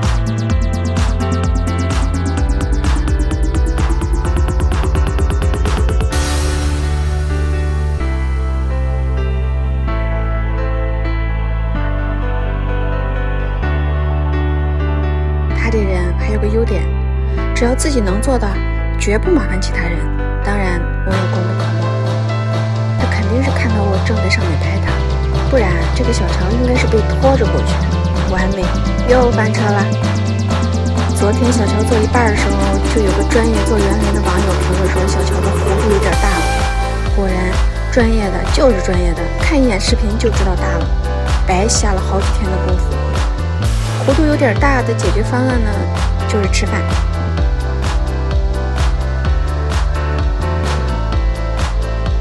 炒掉房子，这么冷的天出门，我就跟那卖火柴的小女孩有什么区别？去市场全款拿下3套独栋别墅，花费45元，跟老板要了一些刀材。毕竟国家都规定了精装交。你又找什么呢？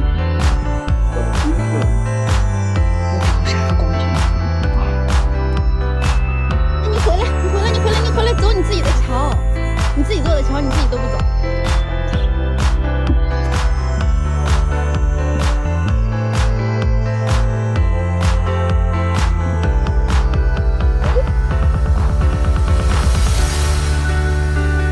哦，行行。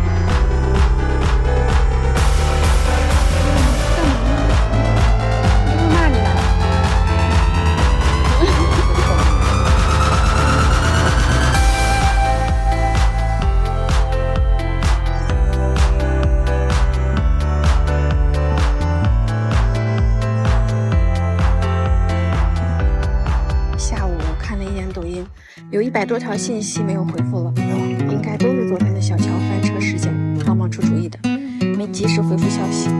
我在这里跟大家解释一下，我不是高冷，我的项目已完工于法。我们结合网友给的建议，两边各加了一个踏步，问题基本解决。有个网友想让我们搬过来改成瑶语言，我们研究了，确实不合适。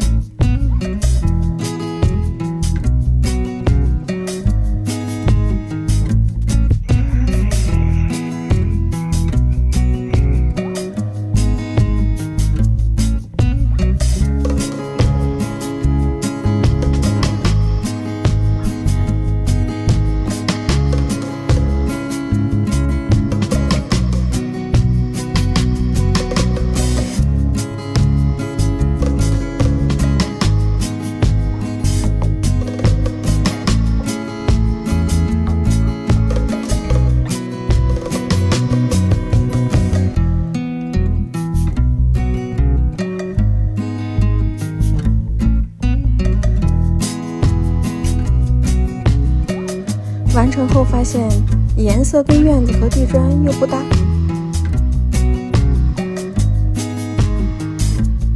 感觉刷木蜡油也不对，先碳化一下再刷油吧。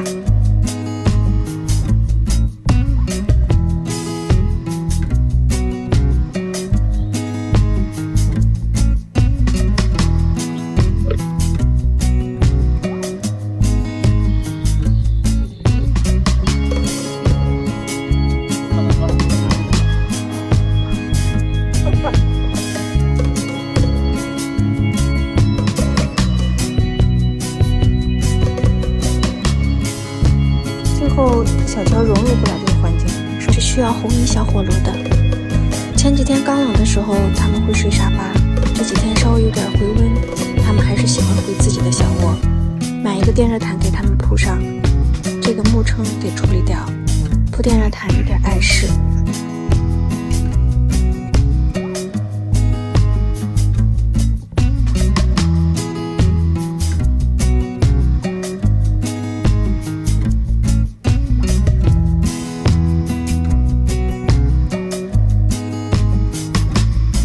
把我的脚垫儿贡献出来，垫在靠墙的位置。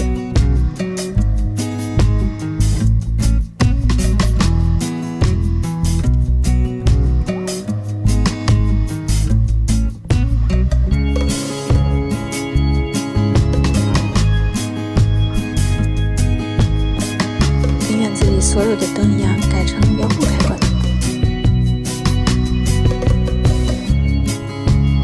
最后再把线布好。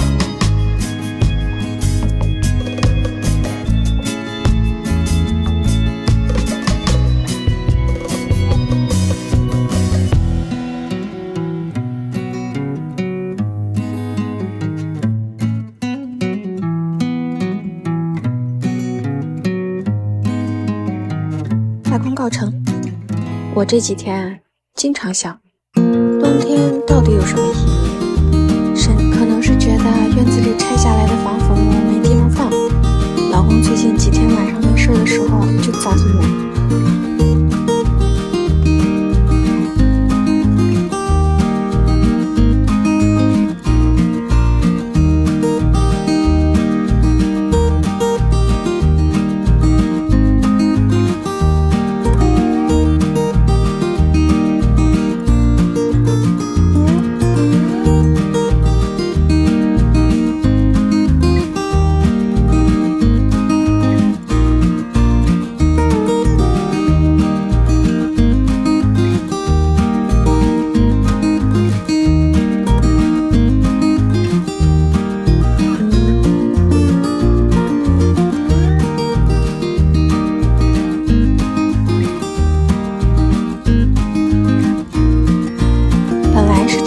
几个花箱摆在物件平台上，后来发现剩下的太多了，现在准备把房顶也铺上了。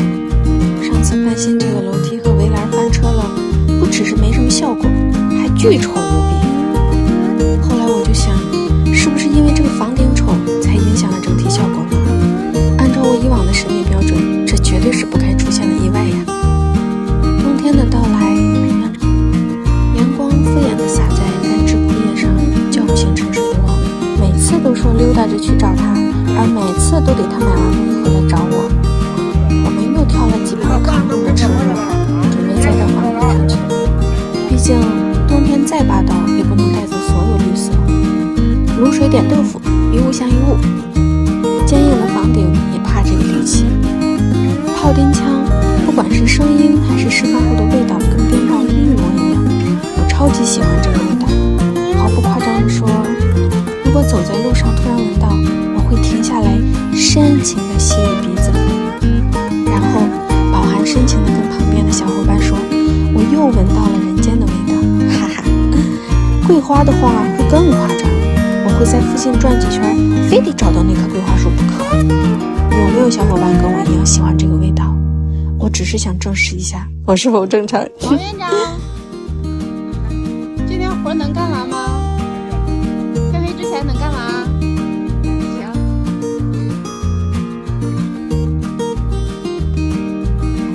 行。说是2楼，其实就是在平房顶上又加一个用彩钢瓦盖起来的小房间。这个侧面一直觉得有点丑，趁公寓都在上面，赶紧想办法遮一下丑。比量了半天也没有最优解，不管怎么着都会比现在好看。按他的思路，先盖起来再说吧。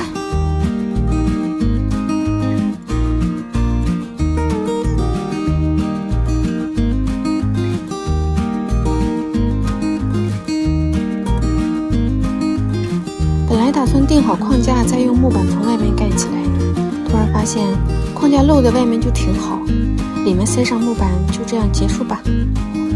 感觉还不错。把把不服冬天的植物安排妥当。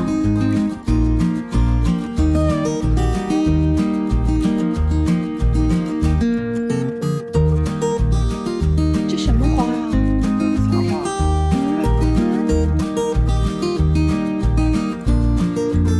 你的强迫症都快变成神经病了，我看。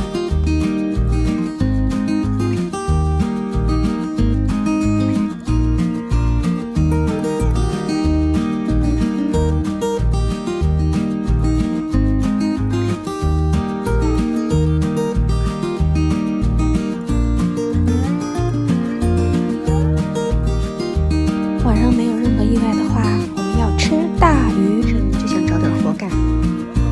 昨天做完房顶和花箱，木头还有声音，乱七八糟的木头在院子里比肿了的鼻子都碍眼，先挪到房顶上去。大晴天适合大扫除，何况今天还是周日。他的木头感觉也乱糟糟的，后期刷油还得干。他要再搬下去做个花架也行。色调单一的冬天需要一抹亮色来缓解眼睛的疲劳，毕竟在温室里大家都赶个冬令交代。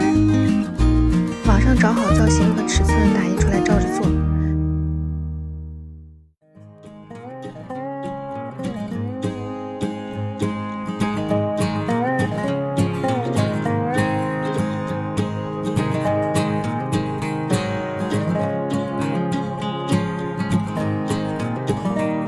有了师傅带，干起来就是快。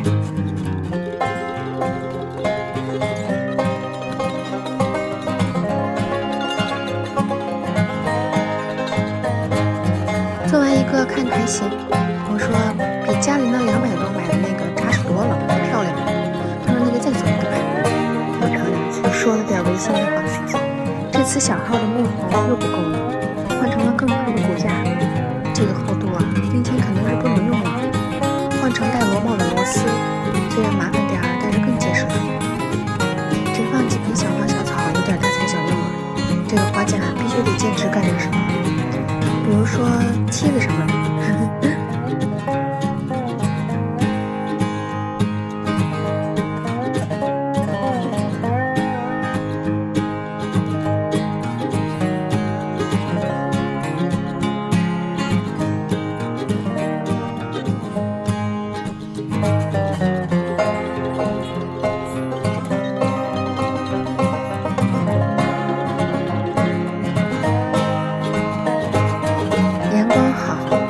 夕阳也不会差。目前一根的方管买了6根，一根6米长。我们需要长点的方管当骨架，所以才开这台大车。你们是不是觉得这台房车很粗糙？那就对了，这也是我们花了5个多月的时间自己改造的。虽然粗糙，但是很实用。电视、冰箱、电磁炉、燃气灶、洗衣机、卫生间、热水器、驻车空调、采暖、太阳能发电板，样样齐全。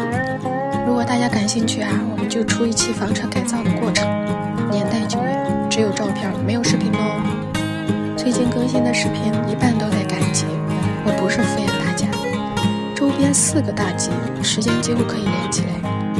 距离最近的下山就是春秋季节，我经常自己走着走着，哎，又逢集，买少了东西就再走回去，买多了就让他来接我。在农村生活就这样，既幸福又幸福。我家下面有上百亩的桃园，桃花笑傲人间时我拍给你们看。不过啊，得等这棵大杏树粉白的花瓣飘落一地的时候，桃花才开，因为桃花开杏花败嘛。这就是大自然的魅力所在，怕你看不过来依次开放。我家院里的腊梅已经有了花骨朵，你看春天是不是越来越近啦？量好尺寸切割焊接，本来就是简约风格，没什么难度，有难度的我也指挥不了。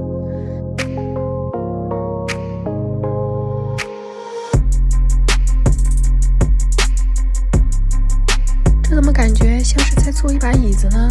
老公说只有烧出了洞才结实，我觉得他又在骗我。这焊接技术是不是不过关？很多网友说我只会拍视频，从来不干活。这样焊接，我坚持让他在屋里焊接的，脏了再收拾不就好啦？我本来就感冒了，在外面拍是该多冷啊！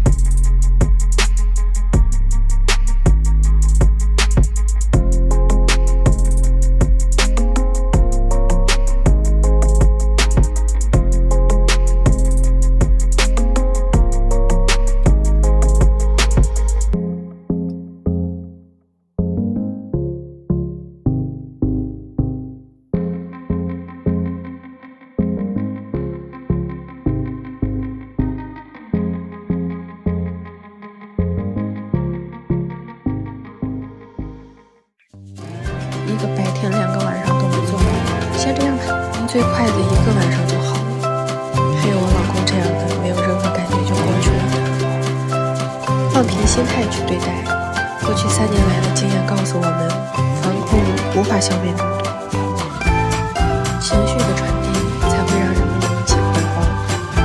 在这个过程中，我们应该科学认识病毒，不要恐慌。而考虑到大部分人最终都将感染病毒，我们就需要避免孩子和老人感染，尽可能保护好孩子和老人，做好防护措施，减少他们的出行，戴好口罩。毕竟比起一个持续几天的往那儿一坐，就能感觉出来这个操作台配置太低了，榨个果汁吃个火锅都不行。好在它动手能力比较强，手感劲感。这个电磁炉是从房车上拿下来的，回头再发一个补上。这个电壶是拆另一个茶桌上的，这东西应该都是标准尺寸，不难搭配。我们大中国从以前的农村包围城市反过来变成现如今的城市包围农村，越来越多的人厌倦了城市车水马龙，喜欢远离城市的喧嚣，回归宁静祥和的自给自足的农村生活。至于怎么样的一个生活环境非常重要，它直接决定了我们能否坚持下来。乡村生活也需要颜值，不是？作为主动回村的新青年，我们除了都喜欢农村的慢生活，其实我们有意在计算一个大家都想知道的问题：怎么样在农村生存，或者说很好的生活下去？我们准备从明年初开始统计具体数字，看看要多久才能做到自给自足，多久能有收益。大概方向就是从养殖。前2天冷的，一般都是晚上结冰，中午前基本才会再化开，晚上再结冰，第2天再化开，这样。这几天可不一样了，昨天竟然停水了，没有水可不行。《红楼梦》里贾宝玉说过，女人是水做的，极度干燥的女人一点就着，是不是很可怕？今天温度有所回升，赶紧把压力罐和裸露在外的水管全抱起来，让地下水感受一下来自人间的温暖。延伸到门外的这节水管还是冻裂了，工具和小零件家里都有，很快就能收拾好。做的这个壁炉门到家10多天了，除了确实忙点以外，就是最近天气太暖和了，都快让我们忘了取暖这个问题。1个月前突然降温的时候，迫切想要一个壁炉，开始打算买一成品的。说实话，便宜的看不上，主要也是炉膛容量都很小，炉膛容量小意味着对木材的大小有严格要求，还有就是天朝体内过高。好点的，除了跟我们的房子不搭外，还心疼钱包。还有些插电和酒精壁炉，感觉就是在营造效果，大概是属于装饰主义。这么大的空间并不实用。取暖炉改了一下名字，到现在反而成了先进的生活物件了，动辄就是大几千上万。后来老公跟我商量，不如自己做一个大点的，还可以根据自己的喜好和需求去做，以超快取暖、烧水、烤红薯、烤肉为标准，我举双手赞成，只是怀疑他能否胜任这个工作。我想装壁炉的另一个动力就是没事用点柴火来烧，取暖不要钱，还能怎么样？燃烧剩余的木灰就是花圃菜地上的木灰。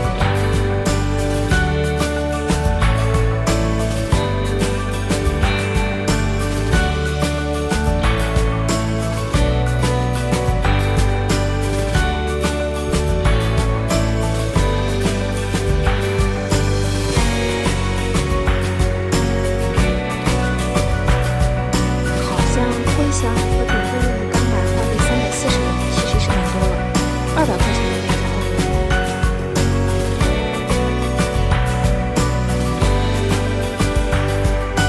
这个是雷德那个就不用改了。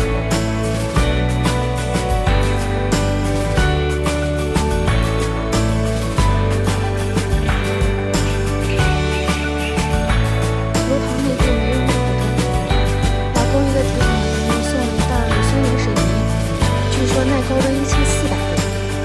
熔铁炉就是用的这个东西，家用壁炉完全可以。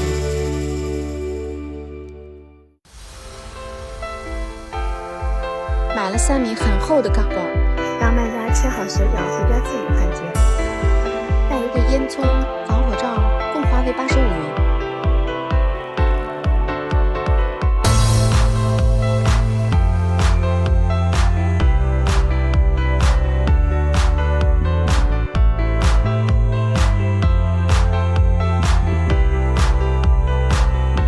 管道、开关等小东西都是自己加工的，他乐在其中。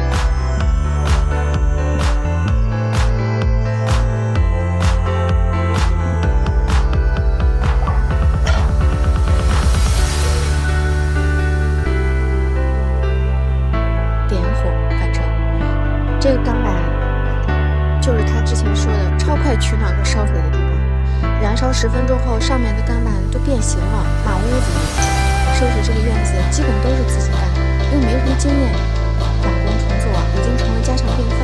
我并不觉得意外，有时候很简单的东西一遍做不好，很复杂的事情它就顺利完成。他总是在自大和自卑之间不断转换。现在看来，这也不算是坏事。自大让他敢于尝试新的事物，自卑又能激发他不断学习的积极性。又买了6块灭火针代替原来的钢板，花费150元，感觉抽烟效果也不是很好。烟囱换更粗的铁板，6米，花费200元。壁炉独一无二的装饰线，这也不是温馨的。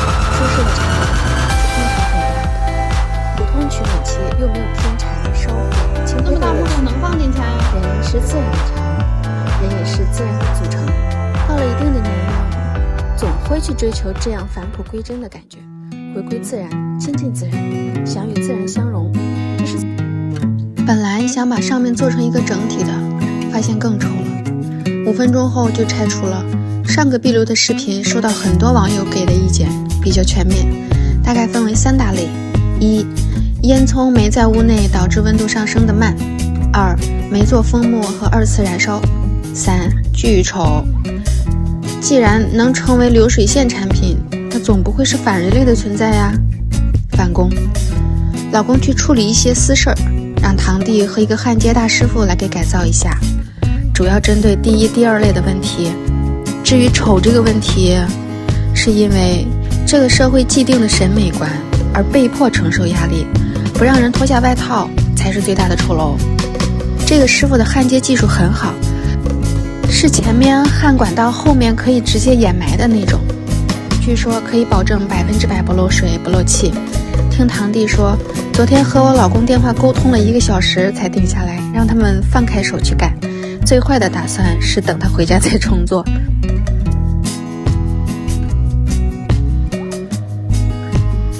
这2根铁管中间各钻了20个洞，分别是枫木和2次燃烧进气口。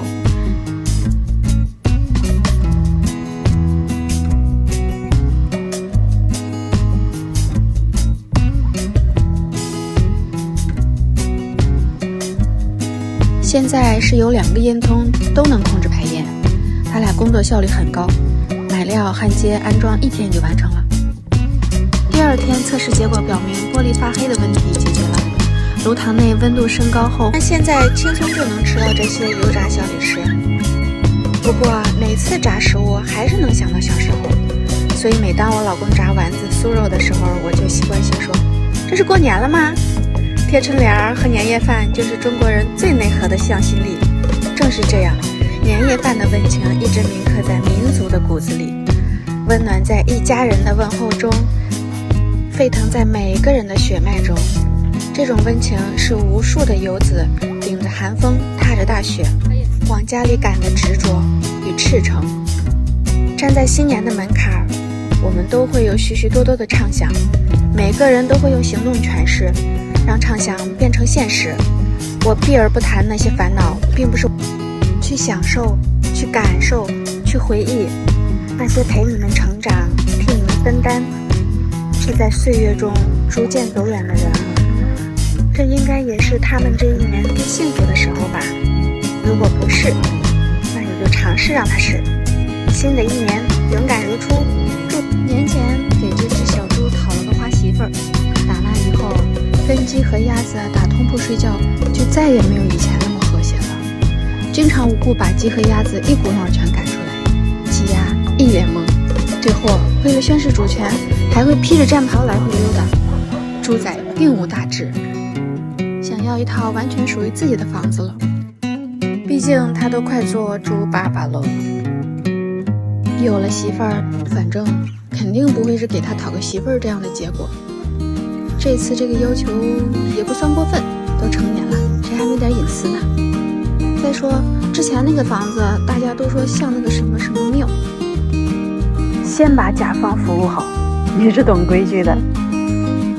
很喜欢他说干就干的性格。门前这片荒地慢慢开出来也好，种点果树，养些鸡鸭大鹅，总比闲着没事干强。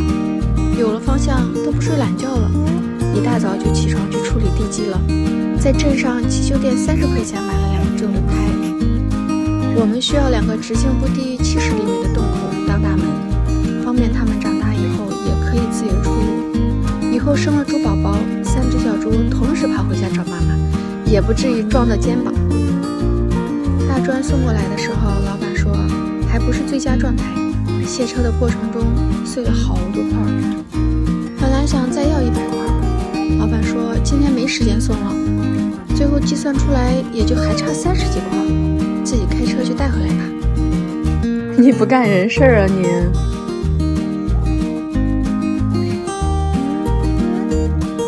这车如果会说话，估计得骂人了，脏活累活都是他的。后来还觉得还差一个窗户，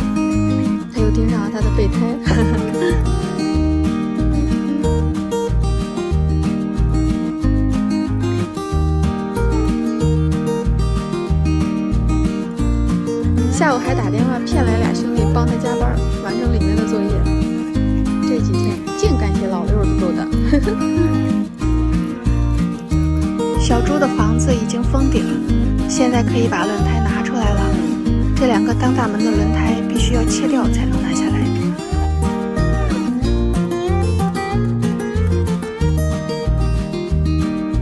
窗户这个有把手，可以顺利拿出来。不错不错，没塌下来。这里面还设计了一个小水池，以后方便鸭子、大鹅和小猪洗澡喝水。老公联系了一台小型挖掘机来干这个活，还是去年帮我们整院子那个大兄弟，干活很利索，一点就通。有时候我老公刚要张嘴，他就比出一个 OK 的手势，挖出来的土就盖在小猪的房子上面，种上点花花草草，不止漂亮，还冬暖夏凉。基础设施和绿化方面，尽量满足业主的需求。毕竟，我还指望他们当养殖大户，顺带发家致富呢。房子两边用石头砌成梯形，挡住后面的土。夏天石头缝里长出来青草，应该会很漂亮吧？现在感觉这个水泥墙面不太和谐，就地取材，把墙砖安排起来吧。赚钱一般，省钱是他的强项，经常一跺脚就省下来大几万。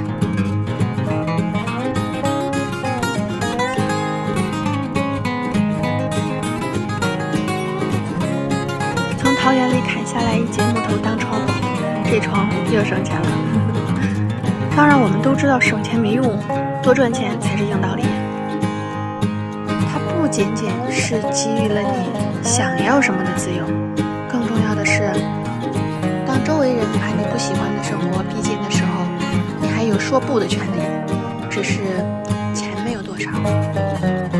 一味的追求超出自己能力上限的东西，会很痛苦，最后整体效果还不错。我觉得你们再装一个等离子电视啊，我都可以小住几日。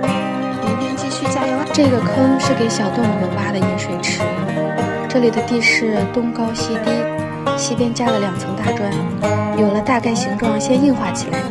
里面那几块大石头挖不出来，就留着给鸭子、大鹅当歇脚的地方吧。游泳时小腿突然抽筋可不是小问题，毕竟鸭子、大鹅也有很多是旱族呢。几块大石头之间有缝隙，简单盖一遍水泥肯定会漏水。不过没打算做防水，就没留放水口。马上会在这里加一个水龙头，做好了经常加水的打算。反正这里面的紫薇也需要经常浇水。一圈加了些石头做边儿，虽然都是就近找的普通石头，我觉得比院里的鱼池边缘好看。春天边上再长点小草的话会更漂亮。老公把小房子上面的小石子儿清理干净了，倒了一层地面表层铲起来的细沙土，里面有很多草的种子。天气越来越暖和了，让房顶长出来青草是我迫切想看到的样子。长出来青草后，这个坡就不怕夏天的雨水冲刷了。我们临时先圈了大概1000平作为他们的活动场地，一圈让大叔们用石头砌出来底座，大概3米左右，插一根铁管来固定网子。水泥凝固后，池子里就可以放水了。我家里只有1只鸭子，没看出来它性别，它也没说过。它自己吃饭，自己逛街，自己睡觉，不跟鸡玩，也不跟猪闹。可能在它看来，那些都是无意义的社交吧。孤独也是每只鸭子成长的必修课呀。好了，下课铃响了，哈哈哈。下山让老板挑了2只鸭子，2只大鹅，都是公母各1只。你看，这世界上什么都可以靠努力得到，只有爱情靠的是运气。装进口袋的时候，他们在拼命地叫着：“此去亦归期，生死两茫茫。”留给小伙伴们的是18年后又是一条好汉的豪言壮语吧。看着灰色的大鹅，就是那种看你不服就要打一架的主。老板说，这种公鹅跟狗差不多，能看家护院，厉害得很。围网子前，他们在口袋里一直很安静。老公说，可能在写遗书。打开袋子，他们确认了眼前的一切，马上撒欢起来。这是个漂亮的小池塘，不是铁锅。听我老公口音，也不是东北人，幸福来得太突然。这里无房贷、无车贷、无作业，不用为情所困，不为世俗所累，安心的生活下去吧。记得要下蛋哦。我家可是有2口铁锅的。今天的主要任务是把浇树用水和池塘用水的问题解决了。只有一根大水管来回拉着用，实在是麻烦。里面有积水的时候，我根本就拉不动，需要分段调整后再去放水。昨天晚上我跟他说，樱桃园应该接一个那种小的水龙头，我用水方便些。他应该是怕我失去玩水这个兴趣，从而增加他的工作量。今天一大早就去买来了水管，说要接好几个水龙头，满足我各种用水需求。樱桃园里还准备安装2个旋转喷头。这到底是想干活呢，还是懒呢？对世界充满幻想是我们共同点。我一直不知道那算不算幼稚，但是能做到精神富足，对生活有激情，对事业有热情，幼稚就幼稚吧。我身边有几个年龄相仿的中年朋友，早已对生命没有了热情，基本不会主动发展爱好，也不会学习新事物，感觉余生只剩下重复。如果仅仅把这一切归咎于物质基础，那么也未免单薄了些。希望我们余生一人分一条路，方便浇水和喂食。上次我夸他那个小房子外面贴的石头很厉害，特别漂亮，因为他知道厉害这个词儿是个高频，不只是漂亮，还有省钱、和谐等因素。后山上最不缺的就是石头，这个后来堆积起来的山头基本全是可以当地专用的薄片。老公说叫页岩，是石头中的下脚料。他对物尽其用这个词儿有着深刻的理解，说好听点儿叫日子细，说不好听点儿就是抠门。其实当抠门成为了习惯后，就会自动执行物尽其用这条命令。牙膏必须挤干净，吃不完的饭菜必须打包，吃剩下给猫跟狗，猫狗吃剩下的还有鸡和猪，反正不能浪费。我不给他买衣服，他永远不会买，哪怕是一双袜子。我已经学到了他抠门的精髓。下山的时候，我选择走回去，给车省点油。我不反对他这样的抠门，物尽其用，其实是在倒逼着自己消耗存货和断舍离，也不会有扔东一时的罪恶感。老公很喜欢和这头小猪玩，眼神中满是羡慕，能同时具备可爱、无耻、霸道、单纯这样复杂的气质的小东西，是挺讨喜。这个生活状态确实也值得羡慕。我们以前工作很拼，可惜生活和努力不是朋友，总是挥舞着拳头换着花样打。也许从一开始，平庸才是正确答案。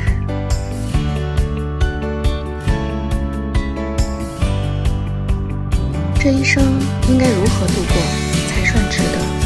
想通了也就不较劲。如果想要给美好的人生一个定义，那就是惬意。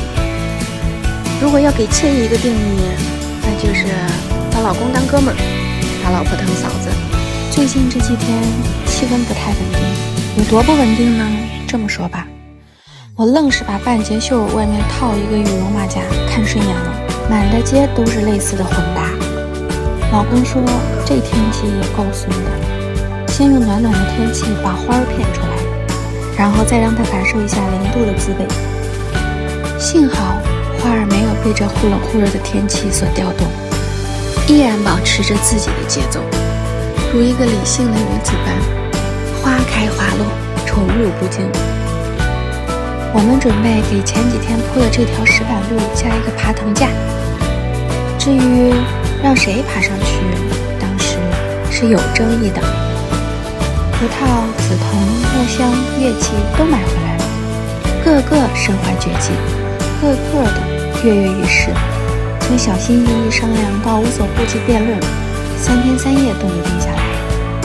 这是我跟另一个我的辩论赛，像是远方和现实的较量，终究是没有正确答案的。制作材料还是就地取材，我家后山上的恶树都快长疯了，得势的1-2年就能长到我的小腿那么粗。以前花钱找村里人帮忙打理，后来不在这里住了，他们秋天也会过来帮忙砍，再后来还会不计成本的打过药。和其他树种一样，一季一轮回，夏荣冬枯，枝败叶落，一样不差。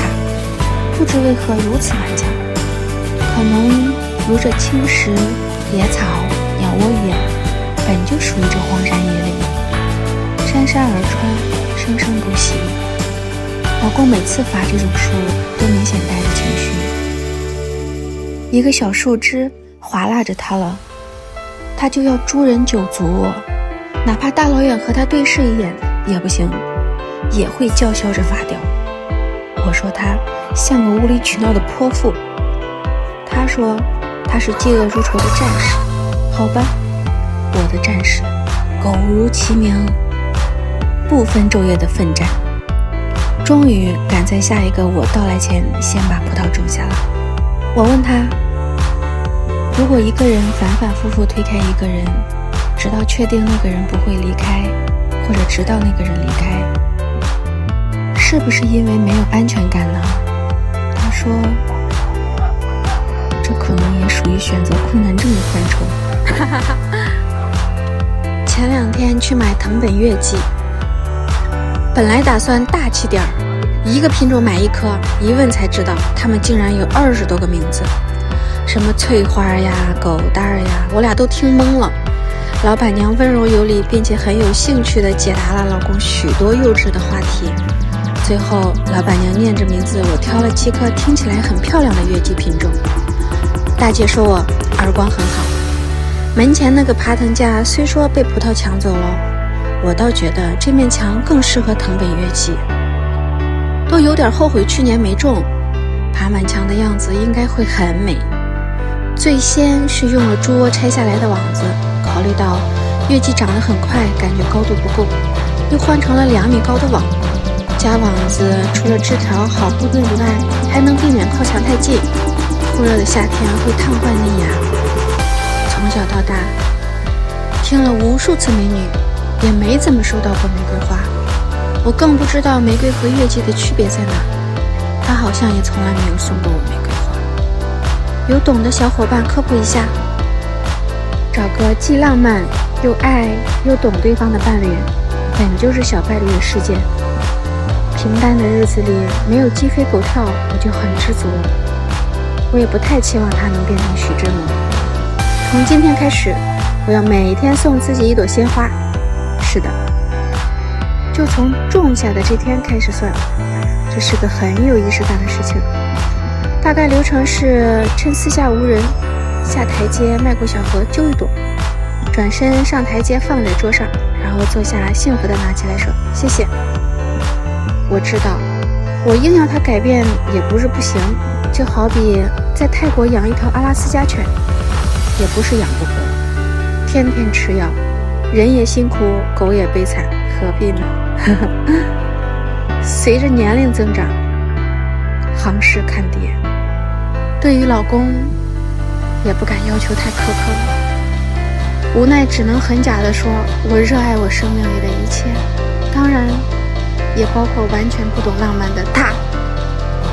就像我问水果店老板橘子甜吗，他一说很甜我就走，他稍一犹豫我就进一步考虑，因为我喜欢就吃酸的。入伏了，初伏是夏季酷热的开场，也是人们追求清凉和室外活动的困难时期。闷热的空气令人窒息，万物都不得已地被不耐烦和烦躁的情绪所淹没，包括我们的小香猪。勉强继续称它为小香猪吧，其实它的体型已经不配再用小字了。还是那只喜欢看山川河流的猪，出逃好几天了。今天隔壁二哥打电话说看到它在别人玉米地里，老公拿了红绳就去捉它，所幸它浑身的脂肪让它跑不了太快，3两下就被捉拿归案。看着它不甘于被困住的样子，我们痛定思痛后决定立刻着手建门，否则养了1年多白白胖胖的猪真的要变成别人家桌上的红烧肉了。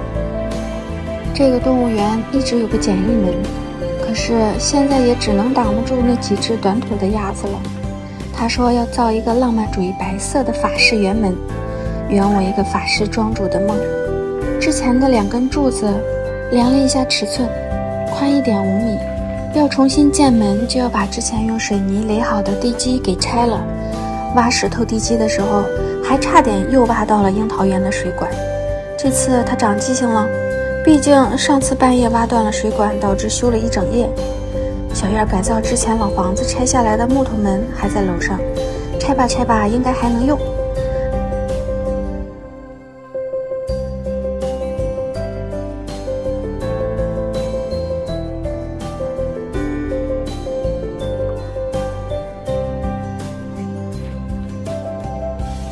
2扇门拼起来正好差不多1.5米。老公神机妙算，掐指一算，算出了大概尺寸，用铅笔简单画了个记号，拿出他的工具就开始切割。一开始我以为是个小型缝纫机，我还说你什么时候偷学的裁缝手艺呢？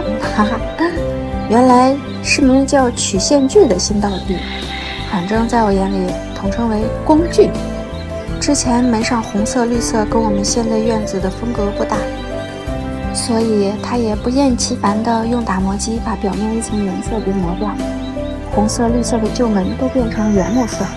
那上面的半圆呢？木头可是不能折叠弯曲的啊！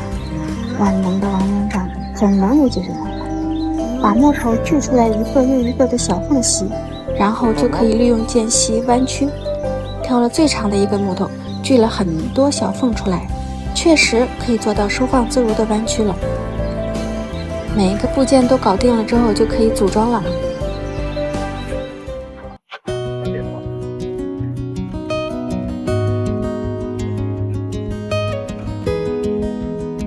装好螺丝边，兴奋地一扇一扇搬过去动物园门口，准备安装。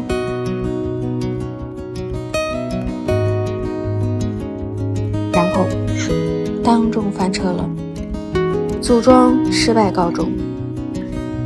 上半截的圆形木头虽然太多锯齿，弯曲都可以了，可是呢，同时坚固耐用这个功能没有了。陈年木头太脆弱，根本无法固定到两边的门框上。好吧，失败乃成功之母。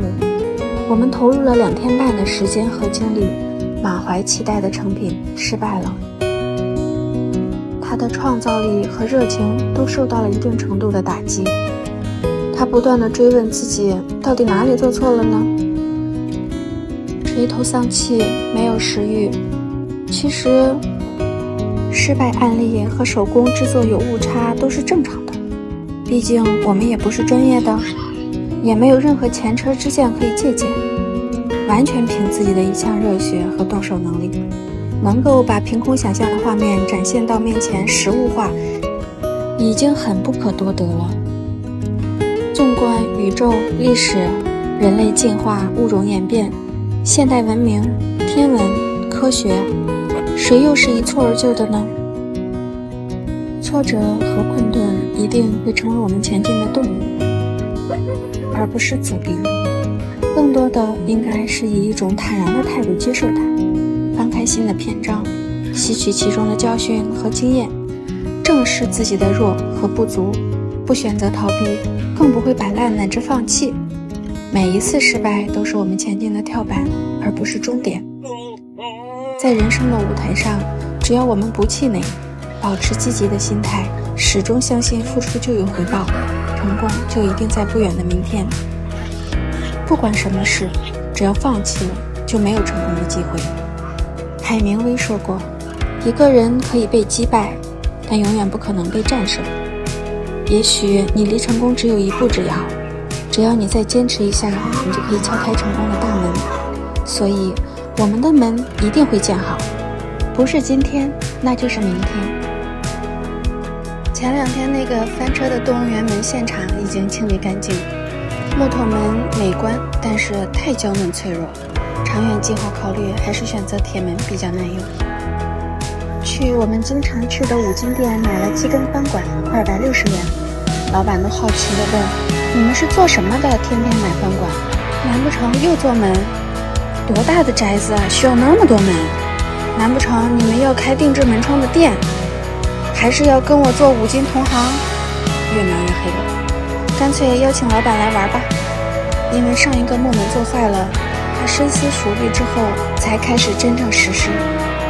门的尺寸都已经在图纸上精确到了小数点后面2位数，2扇门各70，两边的边框各20，整个门高2.6米，门框高1.5米，圆形装饰的扇框高1.1米。画线、切割、焊接，把门边框的装饰花装上去之后，大概有了雏形。这些小铁花是在网上买的，一共花了280元。开着我们的挖掘机宝宝又挖了一个1.5米的沟，固定铁门的下框，石子儿、水泥、细沙、水一起在沟里边搅拌边糊在下框上。入了伏的正午，室外体感温度高达45度，刚砌好的水泥石子混合物瞬间就干了，铁门框被晒得一碰都烫手，毫不夸张地说，直接可以煎鸡蛋了。固定好了门框，回到院子里，我让他把所有工具材料都搬到树荫下。我真怕哪个铁特别热，直接就把他的手变成了烤猪蹄儿。做了这么多次焊接的活，今天终于被念得拿起了防护面罩。但是一会儿不看着他还是偷懒不戴面罩，看来还是揍得轻了。2个门扇装上花之后，颜值一下提升了好几个档次，就像那一幅精美的画被装裱了之后的感觉。为了确保稳定性，花花和翻管接触的地方都仔细检查了一下，使劲拍打，确保不会被磕碰着掉下来。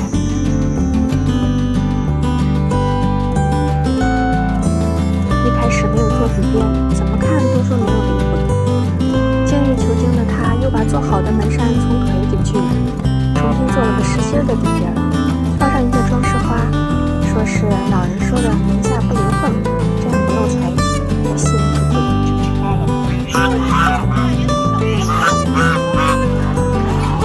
看着他又兴致勃勃地扛着门扇走过来，怕是忘了上一个翻车经历，我真怕一会儿再打脸。把门扇在门框边上装好螺丝钉，然后把最后一根弯的翻管固定在门框最上面，这个铁艺门的主体结构就完成了。以后谁再想越狱，那可是万万不能的了，即便你是那只100多斤的猪。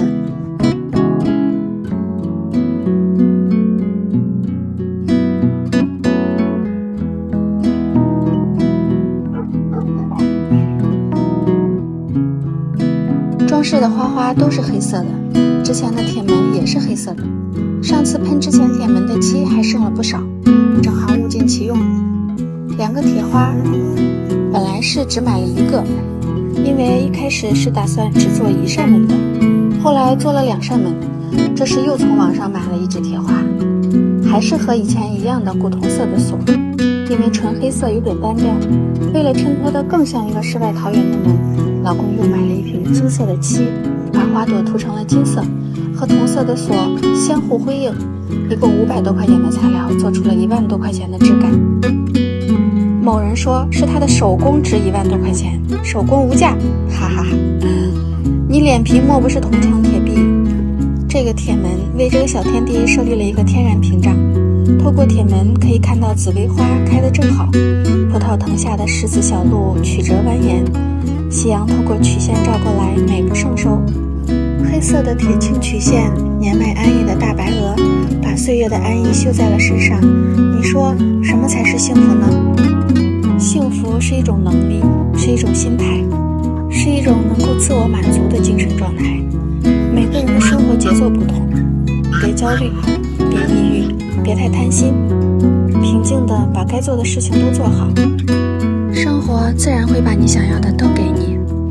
我们每一个人都会独自一人走过那条黑暗狭窄的隧道，一直往前走，我会在出口等你，我将在你身边，未来的所有日日夜夜陪你度过。